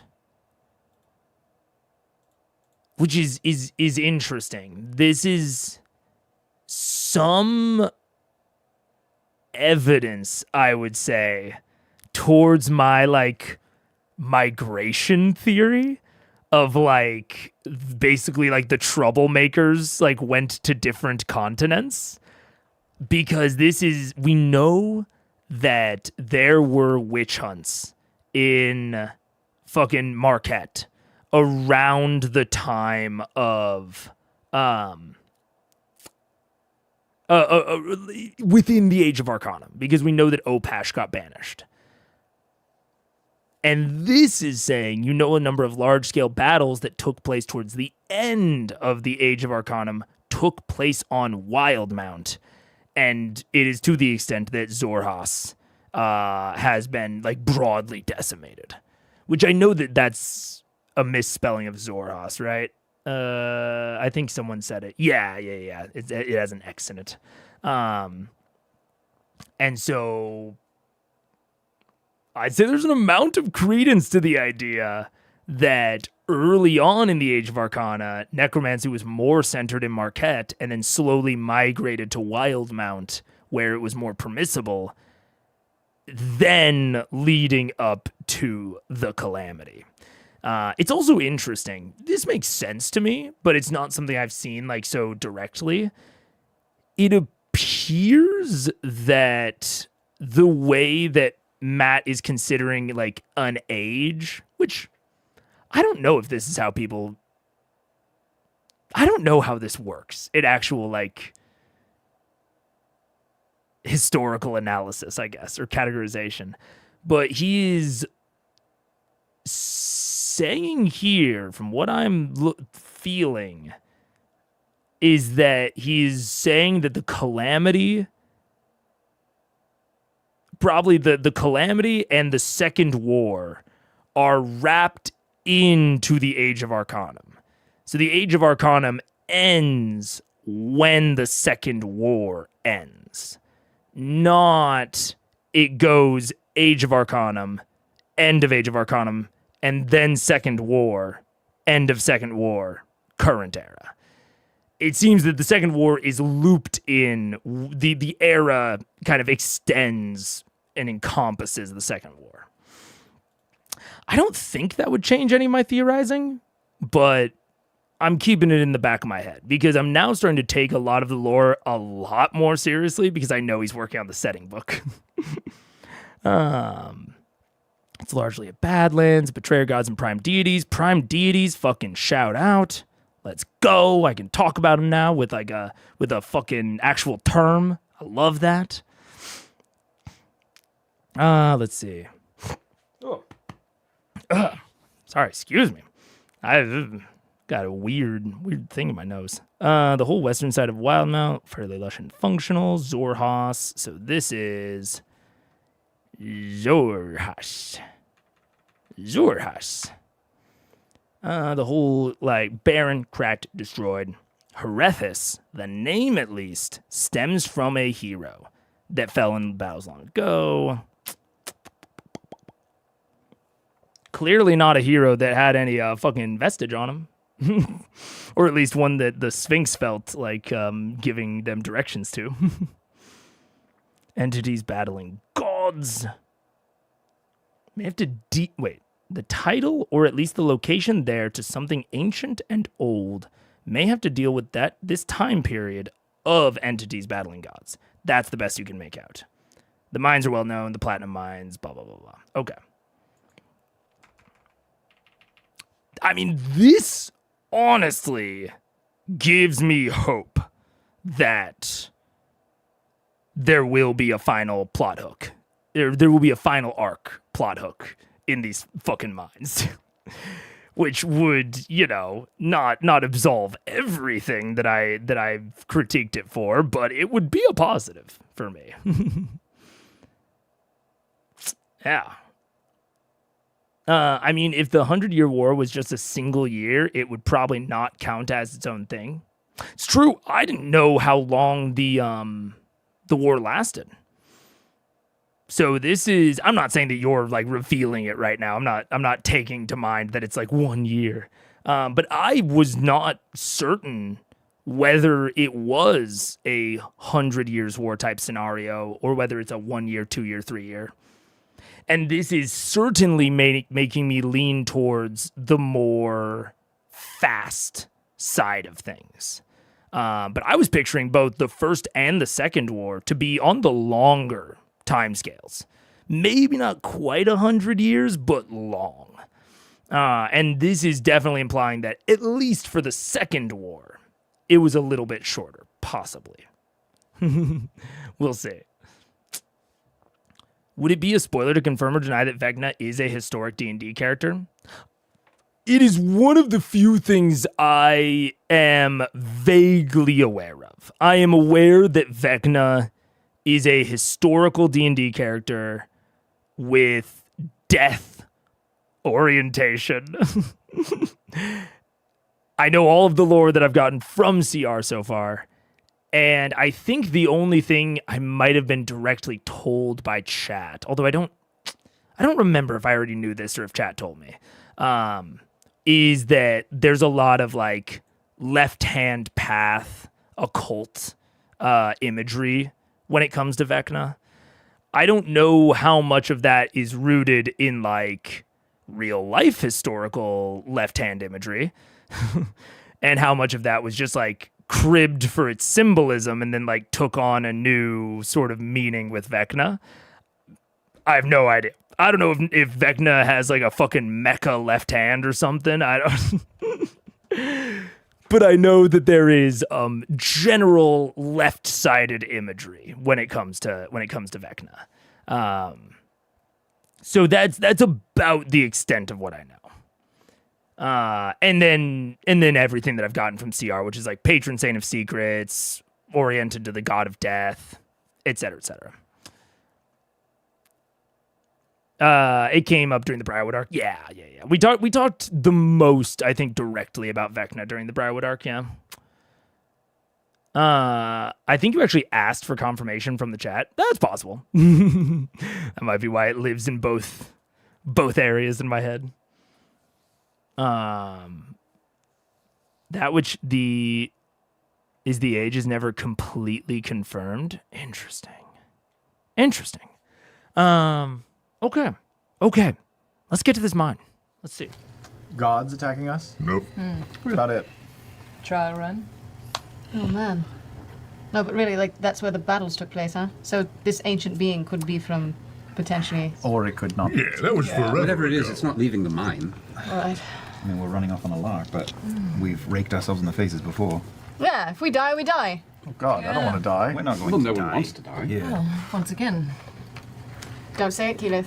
Do not fucking No, say don't it. say it. You can think it, but don't say Don't it. encamp that Think shit. it Don't really say hard. it about all of us and doom us to your fate. Goldfish, mother. Duty. Better. Before we go, was there something you wanted to tell the drow woman? Oh, shit. I mean, God, this is slow. I mean, if we're talking about what we were talking about before, I don't think it's a good idea. What? If you want to go and find him, us, and say hi, that's a different story, but...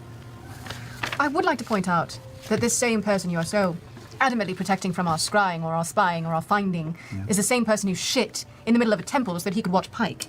Well, A, he did that, not us, and B, we were all very much friends and happy with each other when he did that, and he is not happy with us. And it's not exactly the same thing, dear. But if you want to go with me and find him and check in and say hello, I'd be very happy to do that with you. But to send the woman who threw our friend drugged over the back of a horse and took him off to his family, I don't really want to send her after Scanlan. To look in on him or follow him or watch him or anything him.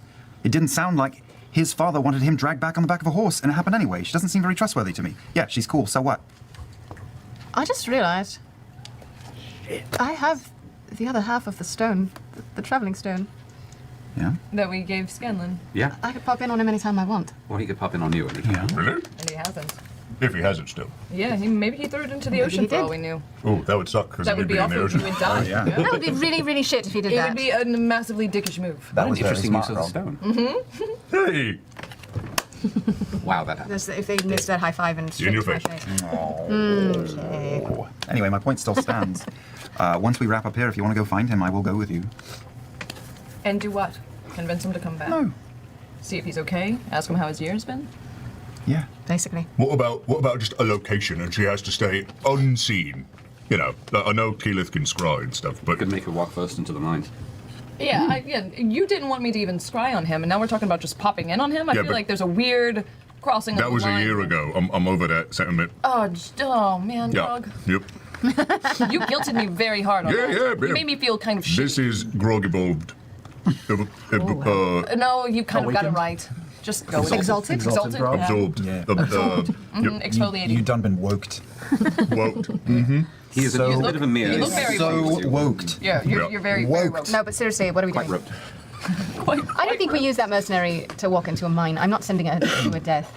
I am perfectly content to hold on to that ship for as long as we Let's need. And continue. if we don't make it out of Save the it mine. for a rainy day. We don't need to punch that ticket now. So, should we at least ask her to stay in town for a to-be-determined mission later? Well, I think she needs to like keep up her employment, right? Yeah, She's busy. she'd We wanna can give her a be- little money to keep around, like a retainer.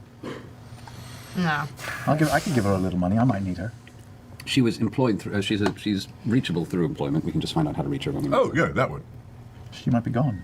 We'll find out. Be able to hire Why her, something don't like you, that. I'm sure baby? there's a system. Yeah. How?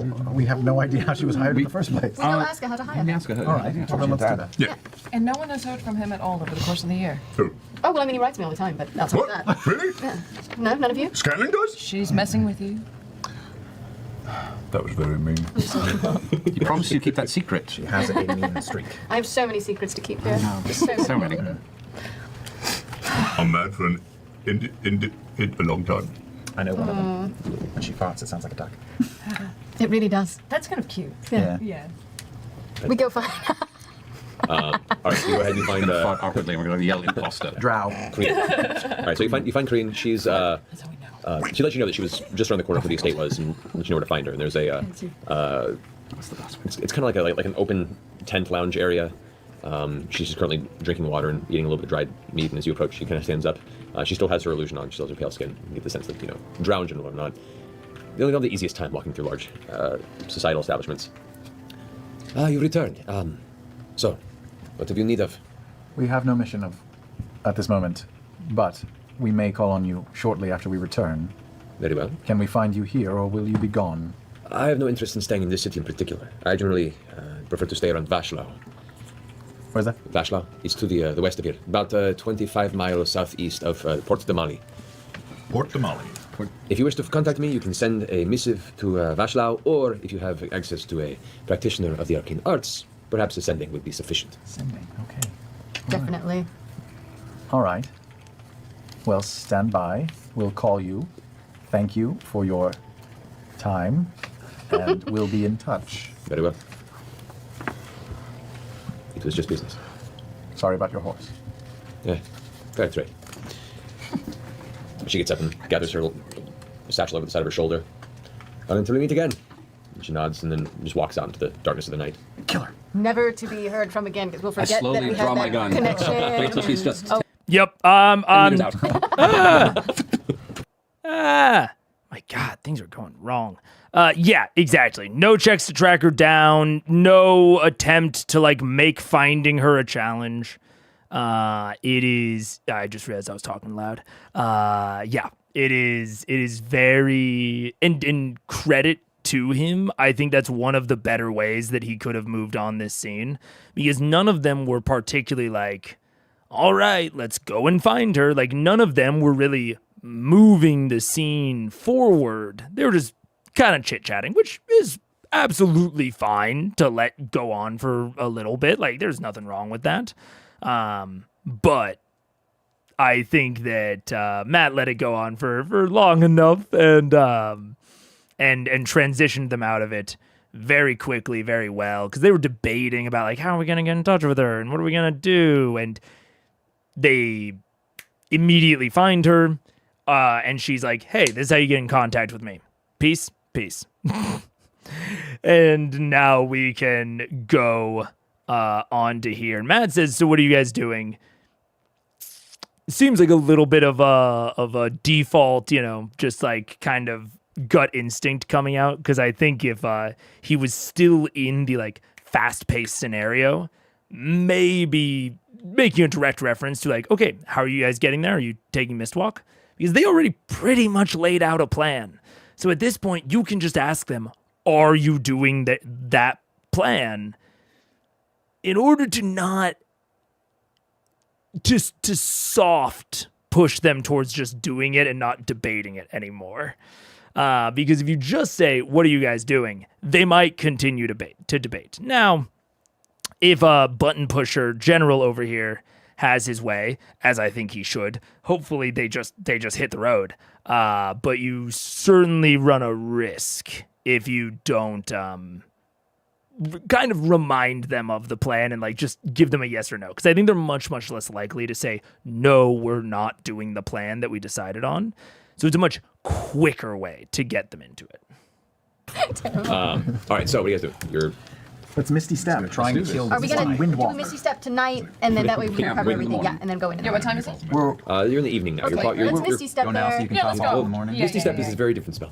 We're going to. Oh, sorry. Yeah, sorry. Windwalk. Windwalk. So we got It's because Tight. We are going to be on her Windwalkers. feet. Yes. All right, so you guys go ahead and you transform into your misty forms via the Windwalk spell and begin making your way to the east towards the head of this wood. Travel's pretty rapid. It's a clear sky. The moon's still pretty. I mean, it's only been a few days since the last full moon when you guys had the ritual up at the top of the mountains. The Trickfoot, so it's very easy to kind of see the details, especially those of keen vision. Rather rapidly, you find yourself to the outskirts of the Herthus Forest, and after doing a couple passes overhead, you can see there's a portion of the forest that is open, and there you can see there are a couple of stone towers set up. There appear to be large ropes and cables fastened at the edges of what looks to be a large circular ravine, some sort of an entry port, a very, very large hole in the ground. And as you approach and get closer, you can see that while there are two standing towers, there appear to be remnants of two other towers that have fallen in. And looking at some of the cables and the way that some of the equipment is set up, it appears that this sinkhole that he spoke of, that consumed a portion of this entryway, whether it be a quake or something, a lot of the structure that was placed around the outside of the mine has fallen in and is precariously being held, either dangling within the inside by cable work or has just crumpled somewhere at the bottom of this abyssal hole you see before you. What do you mean by? Can you just By saying describe abyssal, I mean, abyssal a little that's a more? descriptive way of saying it is pitch black from this distance. You cannot see anything This past is the dark top. and deep. It is There's no bottom Dark of and it deep that can be spot. seen. abyssal. Yeah. And it's Yeah. connected to the abyssal It plate. is connected. It is actually a doorway to the abyss. Film the abyss, Hey guys, actually. Orcus tonight. Do we have any? Finale. Something for everyone. Do we have any glow sticks that we can throw in and watch fall to the? Yes, Yeah. we actually do. We can. Oh, we do. Have you guys transitioned back to your physical forms to have this yeah. conversation? Sure. Well, we can slow down a bit. I would actually, if we're doing our little circle, I would say that don't- a little bit of a distance. Yeah, I don't want to camp right I'm gonna- next to I'm you. gonna- No, this seems Fine. I'm yeah. going straight down. No. Seems About half a mile away. I'm looking for cooties roaming outside. Yeah, cooties. Make perception check. Cooties.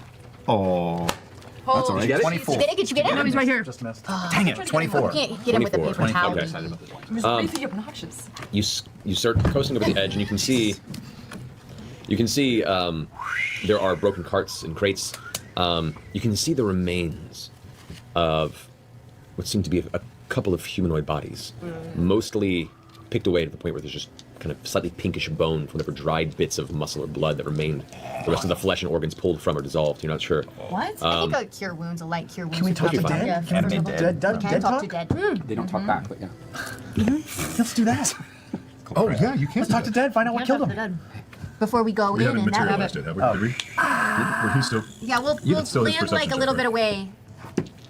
I am interested in any like threatening foreshadowing that Matt's going to do here because they are a high level party. As much as it's become a joke, they are basically gods.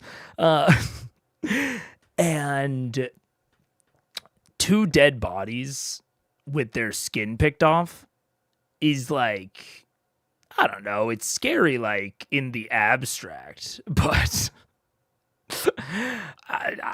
they're mine workers. Like they Vox Machina could have done that to them in one turn. It's not that intimidating. It does make me think back to Craghammer. And for everything that was wrong with the Underdark arc, which there was plenty, credit to him, and I don't know if I gave him credit at the time because I might not have had the retrospective on it. But the abomination that came charging out of the mines right before they went in to the mines and then later the Underdark, I definitely thought was going to be... I don't know exactly how to say it. I thought it was going to be more central to what was going on, and it wasn't, which was disappointing. But in terms of foreshadowing that you can give to scare a relatively high-level party, this like weird amalgam monster right at the entrance, and not only right at the entrance, but like actively kind of breaking out, I think is a decent way to make a high-level party scared. Of like, these are just the things that are breaking out. Who knows what's deeper inside? Sort of mindset. And so I also don't know if Matt wants them to be scared. Like, it's hard to know what Matt exactly wants here, but I think you would need something in that vein of something sort of radiating out from the mine if you wanted to instill a sense of fear or trepidation. You might not in this case, because you might want them to get into it a little bit quicker. So whatever foreshadowing that you have to make them cautious, you might want to save until they're actually in the mine so that they're not checking for traps at every turn. So yeah, you might want them to be a little bit more brash right now. So that might be why there's nothing out here. But that's kind of the next thing I'm looking out for from Matt here. Also, what's up, Spencer? Hello. Yeah. We didn't land yet, right? Let's land a little bit away. Getting some Baldur's Gate vibes here, man. So you land about half a mile out. Yeah. You guys transition back to your physical forms. Vax shares the information of what he spotted. Was the bodies on top or were the bodies down below? On the edges, right? They're on the edges. Yeah. Baldur's Gate Like 3. three bodies. Seared, like acid or like heat? It's like white and pink bone. Like just whatever flesh was on there has been picked off. Do you want to? saying? Something was eating them. Can we speak Yeah. with the dead? Is that available? Yeah, Pike can do Pike that. can do Why don't you two, Misty, there, or a few of us, if somebody start setting up the camp for tonight. I'll go with Pike and we can stealth in. I'll start setting up camp. You can still Misty. We're still Mistyable. You can just fly in, talk to them, and fly back out. She can't talk to him as Misty. No, I mean, but in land. And then, Oh, okay. Well, I'll cast Pass Without Trace anyway, so we'll just Okay, keep going. okay. Okay. So I do that. All right. So is it just you, Pike, who's going with you? And me. I'm The two of already standing by the bodies, yeah. All right. So you go back Oh, to the you're bodies. not. Okay, you're still Yeah. out there? No, All I... right. Well, we're- so, okay. so the three of you are turning back to There you Mist go. and making your way back toward the Out of entrance. my way. Let's do I'll it. go with you. I'm going to set up the tents. Okay. Okay. Just saying, I'm gonna go. Yeah. That's all. You guys land I used to have a near the edge of this crumpled rock, and you see where the ground itself is kind of curled in and collapsed inward. And there are a number of cables or ropes that go across various large structures. The stone towers that sit at the edge of this opening, you can see there's tension on these ropes, and either the rope's going to snap at some point as the weather gets harsher over here, or the rock is going to crumble in if the ground keeps eroding. You're not sure if it's done or if it's a slow crawling thing. There before you see a body. You can see elements of clothing kind of torn and dried, crusted with old blood. You can see like a boot that is kind of left off to the side. The foot's been removed, but it looks like the edge of it's been kind of torn and ripped a bit. The skeleton's been picked clean. Okay. We only see the one body? Or there's- There are three bodies around the whole exterior, but you landed next to one. When you say pick clean, do they look like they've been chewed upon? Make an investigation check. Yeah. It's fine. 18. Looking at the bones, you can see signs of what appear to be scratches or grooves across the bones, but it's interesting. There's a lot of the bones have a very smooth texture. I'm used to seeing very porous, but it looks like elements of the bone have been kind of melted slightly. Slimes, jellies. All right. I'm gonna get my broom ready. Okay. And while Pike is doing her ritual, I'm just gonna keep in hand on her that if anything happens, then I can just take off with her in tow. Okay. So, Pike, you're casting Speak of the Dead? Yes. Fuck. All right. No. It's easy enough for you guys. It's quick. Ritual complete. You go ahead and you burn some incense, I get 3 questions. Oh, right. What is this? Yeah. and at which point the skeleton, which is face down on the ground, by the way, the skull kind of Oh, creepy. creaks up and like looks over, it turns around and kind of faces you as it kind of reaches, it like curls upward, almost like an upward dog. Like downward. Oh. What is that called? Forward position, but the head's turned completely around and curled up in your. Oh, I get down closer and go. Creepy. No. Flip it over. It flips over on its back, and the head turns back around to the side. Sorry. You got 5 questions. 5 questions. 5 questions. 5? Good day, sir. It's not a good day for you. Sorry. Wow. It's okay. It's okay. It's okay. Good stuff. What happened to you? Something in the mines we found. It hatched or woke, and its anger shook the halls. I tried to run, but the skittering beasts got me first. Oh, Jesus Christ. Godzilla. That's more than one. That's more than one. Skittering. What did the skittering look like?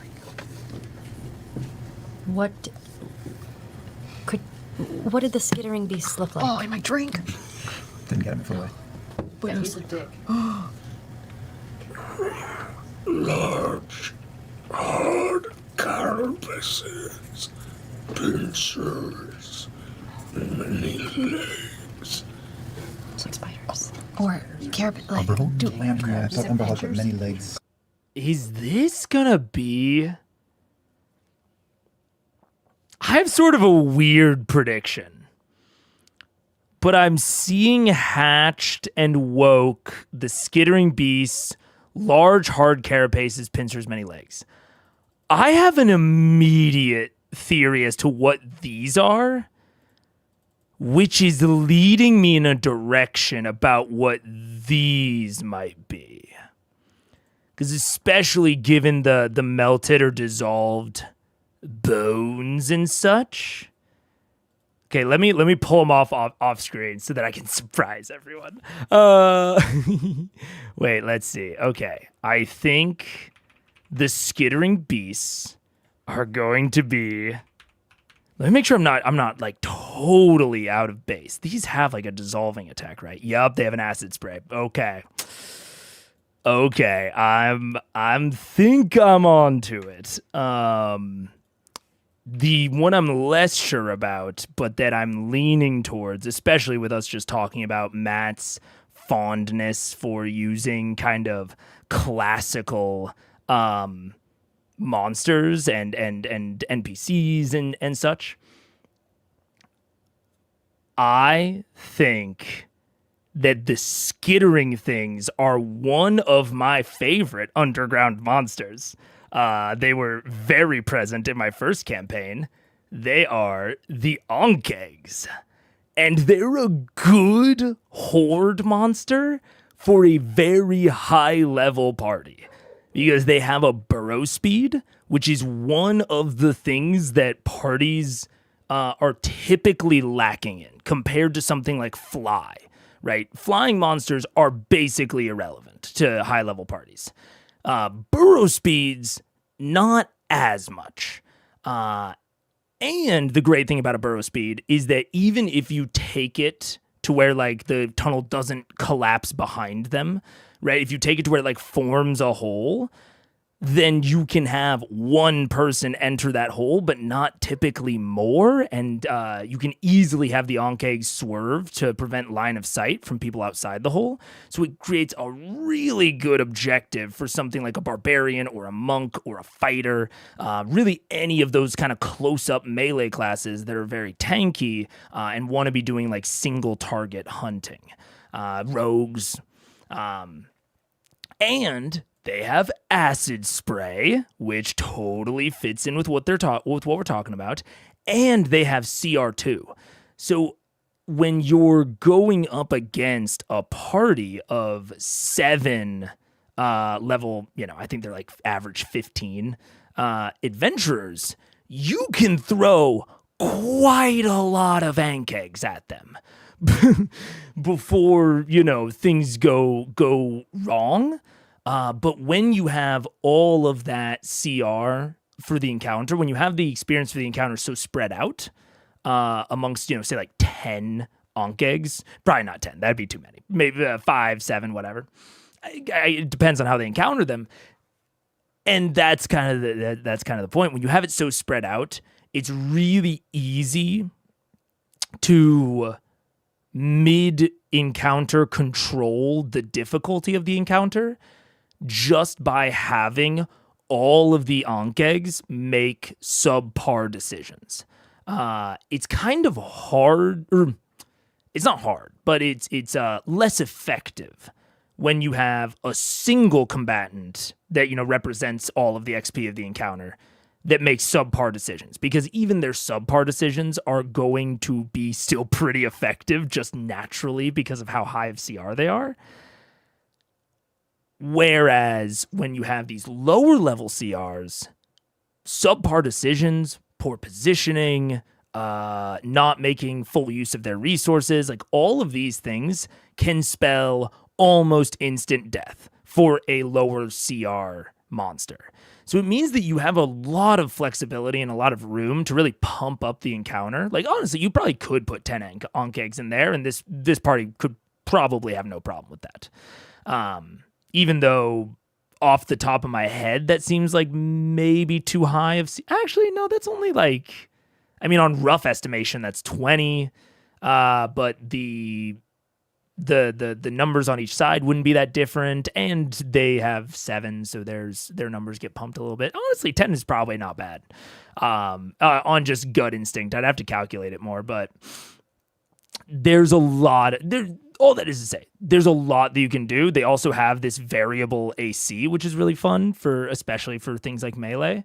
They're within one shot of something like a rogue, but they're not within one shot of something like a monk, unless they use a special feature. So love an Ankh egg for a high level party. And I think these are going to be the skittering beasts.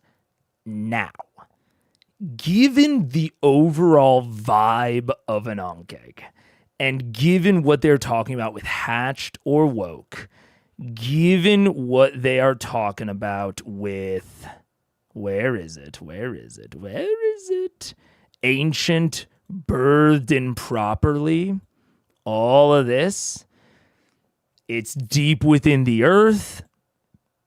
I've never run it, but I do know a bit of the lore of the Tarrasque. And this seems like I can easily see Matt looking at the Tarrasque, looking at that CR30, and saying, I could nerf this a little bit, and this is easily within their combat range. I mean, I think there's a lot of room to nerf it. You can obviously lower its AC, lower its HP. Those are easy. You can give it less legendary resistance. You can take away its magic resistance. Like the Tarrasque, one of the benefits of there's a lot to be said about monster design in 5e in general. So I won't go too deep into it because we've already had too many tangents this stream. But when a monster has so many individual abilities and individual options, it is a lot easier to nerf them. Or not to nerf them, I guess, but to lower their CR. Because when they have this vast multitude of features, you don't have to worry as much about the actual numbers, like the 19 to hit, the actual damage dice and modifier that they're working with. You don't have to worry as much about all of these numbers and making sure that you're getting it right. Because like lowering this plus 19 to hit, if you lower it too much, you could risk the Tarrasque, you could risk drastically lowering its CR, way more than you would think. But just taking away options, just taking away its frightful presence, or only nerfing one of these things, only lowering the to hit on one of them, or putting this within 60 feet instead of 120, right? When you have so much in a block, you don't have to be as worried about any individual modifications. You have a lot of room to get sort of granular with it and not have it be too detrimental. So I think that's great for a high-level party. And the Tarask is a very classic D&D entity, to the point where I know about it as someone who doesn't know a lot of D&D lore. I know that it has this, I think, partial lore about like being buried and hatched within the earth, and it's like this sort of like world seed that comes occasionally to like wipe off the face of the earth so that it can reset. I'm not sure of a lot of the details of the Tarask, but I could easily see it being something that Matt nerfs a little bit, justifying it via this "it was birthed incorrectly" little line. So he takes like a normal Tarask, nerfs it down to Vox Machina's level, and justifies that via the birthed improperly line. So this is not a full-on powerful Tarask. This is going to be a slightly nerfed down Tarask that then uses Ankh eggs as its little guys. I'm honestly more confident about the Ankh eggs than I am about the Tarasks. I wouldn't be surprised, but I think it's likely that they are Ankh eggs. And I think it's a great decision for this sort of dungeon and encounter. I think an Ankh egg colony can it have a lot of options for how to design a good arena, and especially a good dungeon. There's just the burrow speed gives you a lot of like arena building flexibility, while still keeping everything like within the realm of reason, right? Because we never want a mine to have a fucking, I don't know, like a three pillar Skyrim puzzle, right? You want the threats and the challenges to fit within the setting. You want it to all be reasonable. And Ankh eggs provide you a lot of flexibility in how to build the dungeon and how to build the arena while keeping it all very firmly within the realm of reason. So I'm hoping they're Ankh eggs. I'm hoping. I mean, that could be a Glabrezu, which fucking killed you the first time. No. They had pinched those. Yeah, but that's really big. I don't know. Skittering beasts? Is there anyone else alive? Is there? I could be wrong. Work against it. There's so many monsters in the bestiary. I Was could there just be wrong, anything but we'll see. that you guys could tell of your knowledge? Did anything seem to damage it or work against it? It seems confused on what you're referring to. The skittering creature or the... Oh, the skittering creature or the big thing? The skittering creatures? The big thing. Either. But both, because we still have... What up, Mustang? Hello. Against them. Long time no Against see. them. Against the skittering. Yeah. Skittering creatures. The skittering creatures we just ran. I didn't look to see. That's already 3 questions. Okay. Shit. Thank you for the 23 months. Thank you. Are there any dangers in the mine? I said, are there any dangers in the mine that he can... How big were the creatures? They were rather large. Maybe 8 foot end to end. Oh. They burrow, they spit. But they were awoken by the smaller one. Oh, God, the smaller one. Wait, he said they spit? I didn't hear. Something about a spit. What did you say? He's dead. What did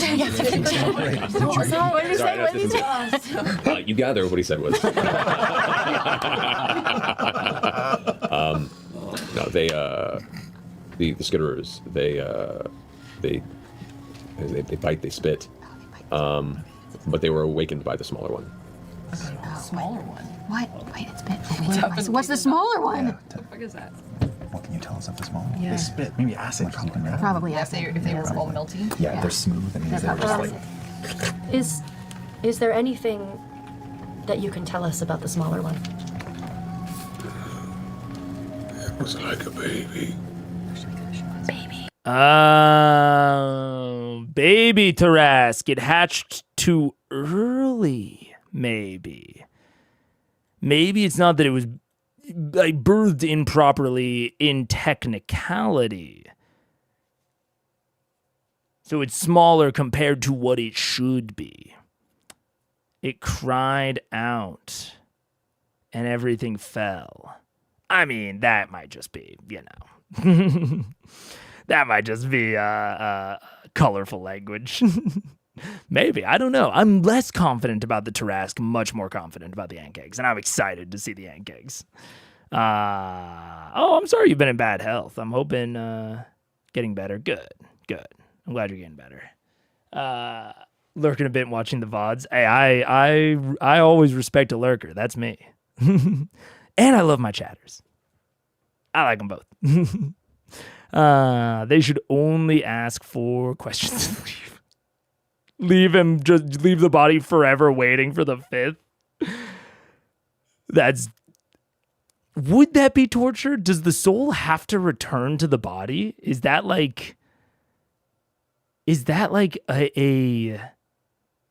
Speak with Dead works? Wait, does Speak with Dead have a duration, or would it just last until... Oh, okay. It fails if the course is started within the last 10 days until the spell ends. Okay, so it only lasts 10 minutes. I was like, oh my god, is that like a weird torture method? It's not quite that bad. It's a very D&D movie, yeah. It was a memory, not the soul. I think it is just the memory. I honestly didn't check. But either way, it would only be for 10 minutes. I was imagining something much more dark. It was like a baby. And it cried out, and everything fell around us. I barely made it out, but the skitterers found me. And then the enchantment leaves the dead body, the skull falls to rest, the bones now motionless in the So ground. you can emit a cry that shakes everything. Shakes the walls. Mandrake? I would say Marisha. Nature. Well, I guess you. Does it sound like, anything we've I'd say this would be encountered? a nature We'll check? say a nature check for both you and Vex. Would I have an advantage with my little book?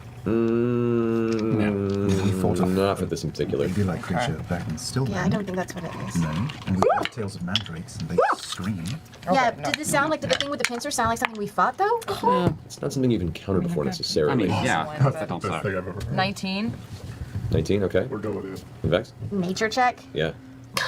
Do I get advantage because I'm standing in the woods? Just say the number. 6. Six. Sometimes you'll You know you're standing in the woods. even you will sometimes You've heard, It was you've a heard of a joke, creature dude. that does exist in subterranean and sometimes forested areas. Subterranean And forested areas referred to as an onkeg. A what? An onkeg. An onkeg? An onkeg. This is a They sensory one? generally tend to snatch cattle and beasts of burden in the night. We love an onkeg! I'm excited. I'm psyched. I'm so psyched for the onkegs. They're one of my... They're not on... I need to talk quieter. They're not on the level of Kuatoa in how much I like them, but I like them quite a lot. They're large and insect-like. They spit sort of an acidic fluid. Some of the things this corpse is described makes you think of that. Isn't that what our bug juice is made of? Your bug juice is made of sankeg, which is a desert-based variant of that creature. Ah. So we are gonna I wonder if we could like sprinkle it around us and they won't bother us because we'll smell like their I brethren. ain't wasting that shit. Hey man, it's an idea. So they snatch cattle, So we should all be spit cows. acid. So we should all Oh my god, you guys, perfect hour of opportunity. Oh, it's Throwback Thursday. Throwback Thursday! If only the person who cast the spell wasn't in your party anymore. He's elsewhere in the world right That now. asshole. We just talked to him. Here's the dead body. All right, so what are you guys doing? We're going to rest for the night Yes. Very nice camp. and then go in there first light. Can I take Yes, we definitely should have a hero's feast. Yeah, let's have a hero's feast, which... Okay, hang on. Let me check here. We don't need it. Baby, I can do a hero's feast. what's the baby? Protection from acid would probably be very. Oh yeah, man. I love onkegs. I've told this story before when we were talking about like battle arenas. Because this is how I did it. How does he do it? He loves songkegs. Onkegs. Where I had the players walking through a canyon, and I had the I had a bunch of Ankh egg tunnels and like brood rooms running throughout the cliff face. And then I had like predatory, like big birds up on top of the like the plateau that this canyon ran through.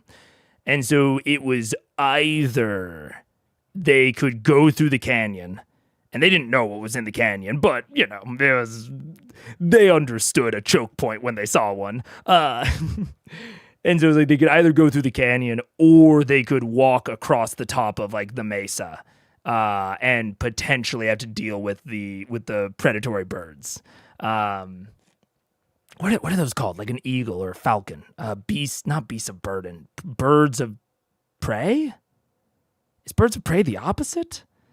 Anyways, they ended up choosing the wall or the canyon and birds of prey, I think. Yeah. Anyways, it was like a rock and like that sort of thing. And they ended up going in through the canyon, and I had all of these different tunnels snaking throughout the cavern walls. I don't remember how I represented it. I think just a really complicated whiteboard drawing that was probably relatively confusing at the time, but it was so much fun. It's one of my most fondly remembered combats from that campaign. Because they were having a blast, like trying to set up a defense in the canyon, but then some of them were going into the holes to try and chase the Ankegs, because the Ankegs will also they will grapple and try to pull people away. Is one of their abilities. Larger, smaller creature, it is grappled. Until this grapple ends, the Ankeg can bite only grappled creature and has advantage on attack rolls to do so. And so they would bite, grapple, and then haul them back into the hole. And it fucking ruled. That combat was so much fun. I think that might have been the first combat anyone ever went down at one of my tables. But they didn't die. They just went down. Yeah.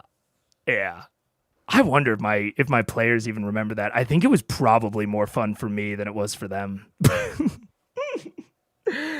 it was a lot of fun for me. I'm excited. So what did you say? Yes. Hang on, but my wind wall. I already wind walked, so I can do a hero's feast at a higher level. Not this. Down.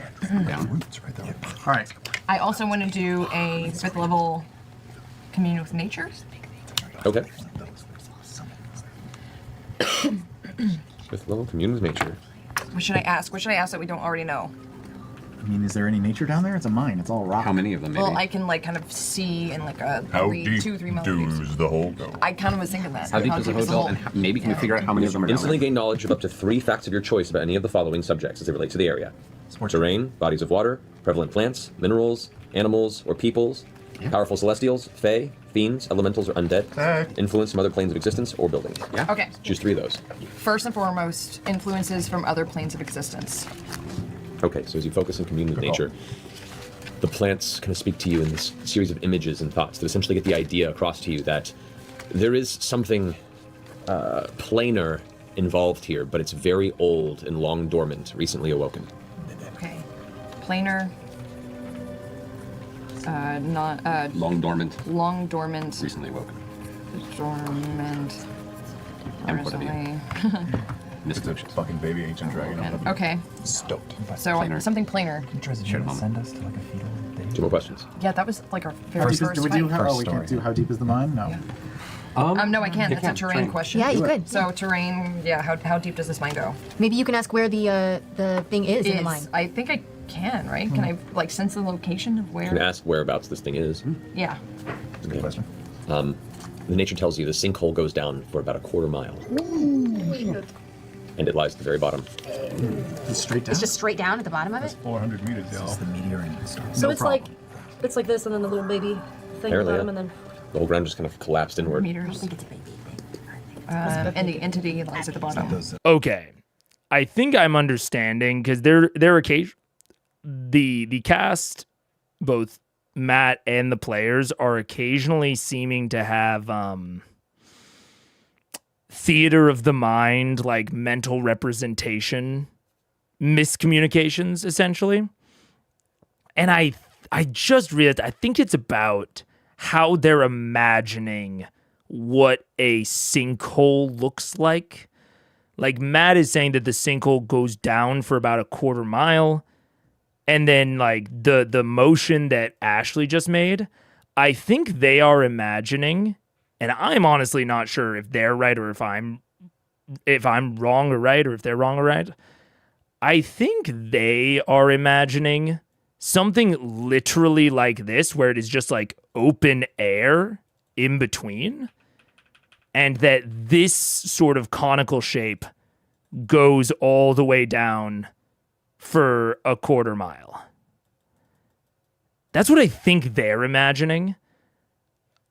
I am imagining, and I'm not sure who is right here, that it is more like this, where probably something more like that, where like a lot of like loose dirt and rubble from around the sinkhole has like fallen in. So on the surface, it probably there's only like open air down for about, maybe a couple hundred feet, maybe, or a couple feet, maybe. But then it, like the sinkhole like represents a much wider section of disturbed and displaced earth. That's what I'm imagining. Because, like, I mean, just frankly, a quarter mile isn't that long. Like, it's long, don't get me wrong. It's very deep. But it's not that long in terms of, like, light. And so they could just wait until, like, the sun is overhead and then see all the way to the bottom without, like, going in at all. Which seems weird. I don't think that's how Matt would design this, but maybe it is. But I think that's where some of the mental disconnect is coming from with the players and with Matt, is I think they're all kind of imagining different things when Matt says sinkhole. Because I know that they're imagining something different than I am, and I think they might be imagining multiple different things compared to me. Yeah. I assume that if he says a quarter mile, he doesn't mean the bedrock is a quarter mile down. The thing that I am, I guess coming in with is that I don't assume it is like the flat terrain and then complete open air all the way to the very bottom. I imagine that there are other things that have fallen in and like collapsed on top.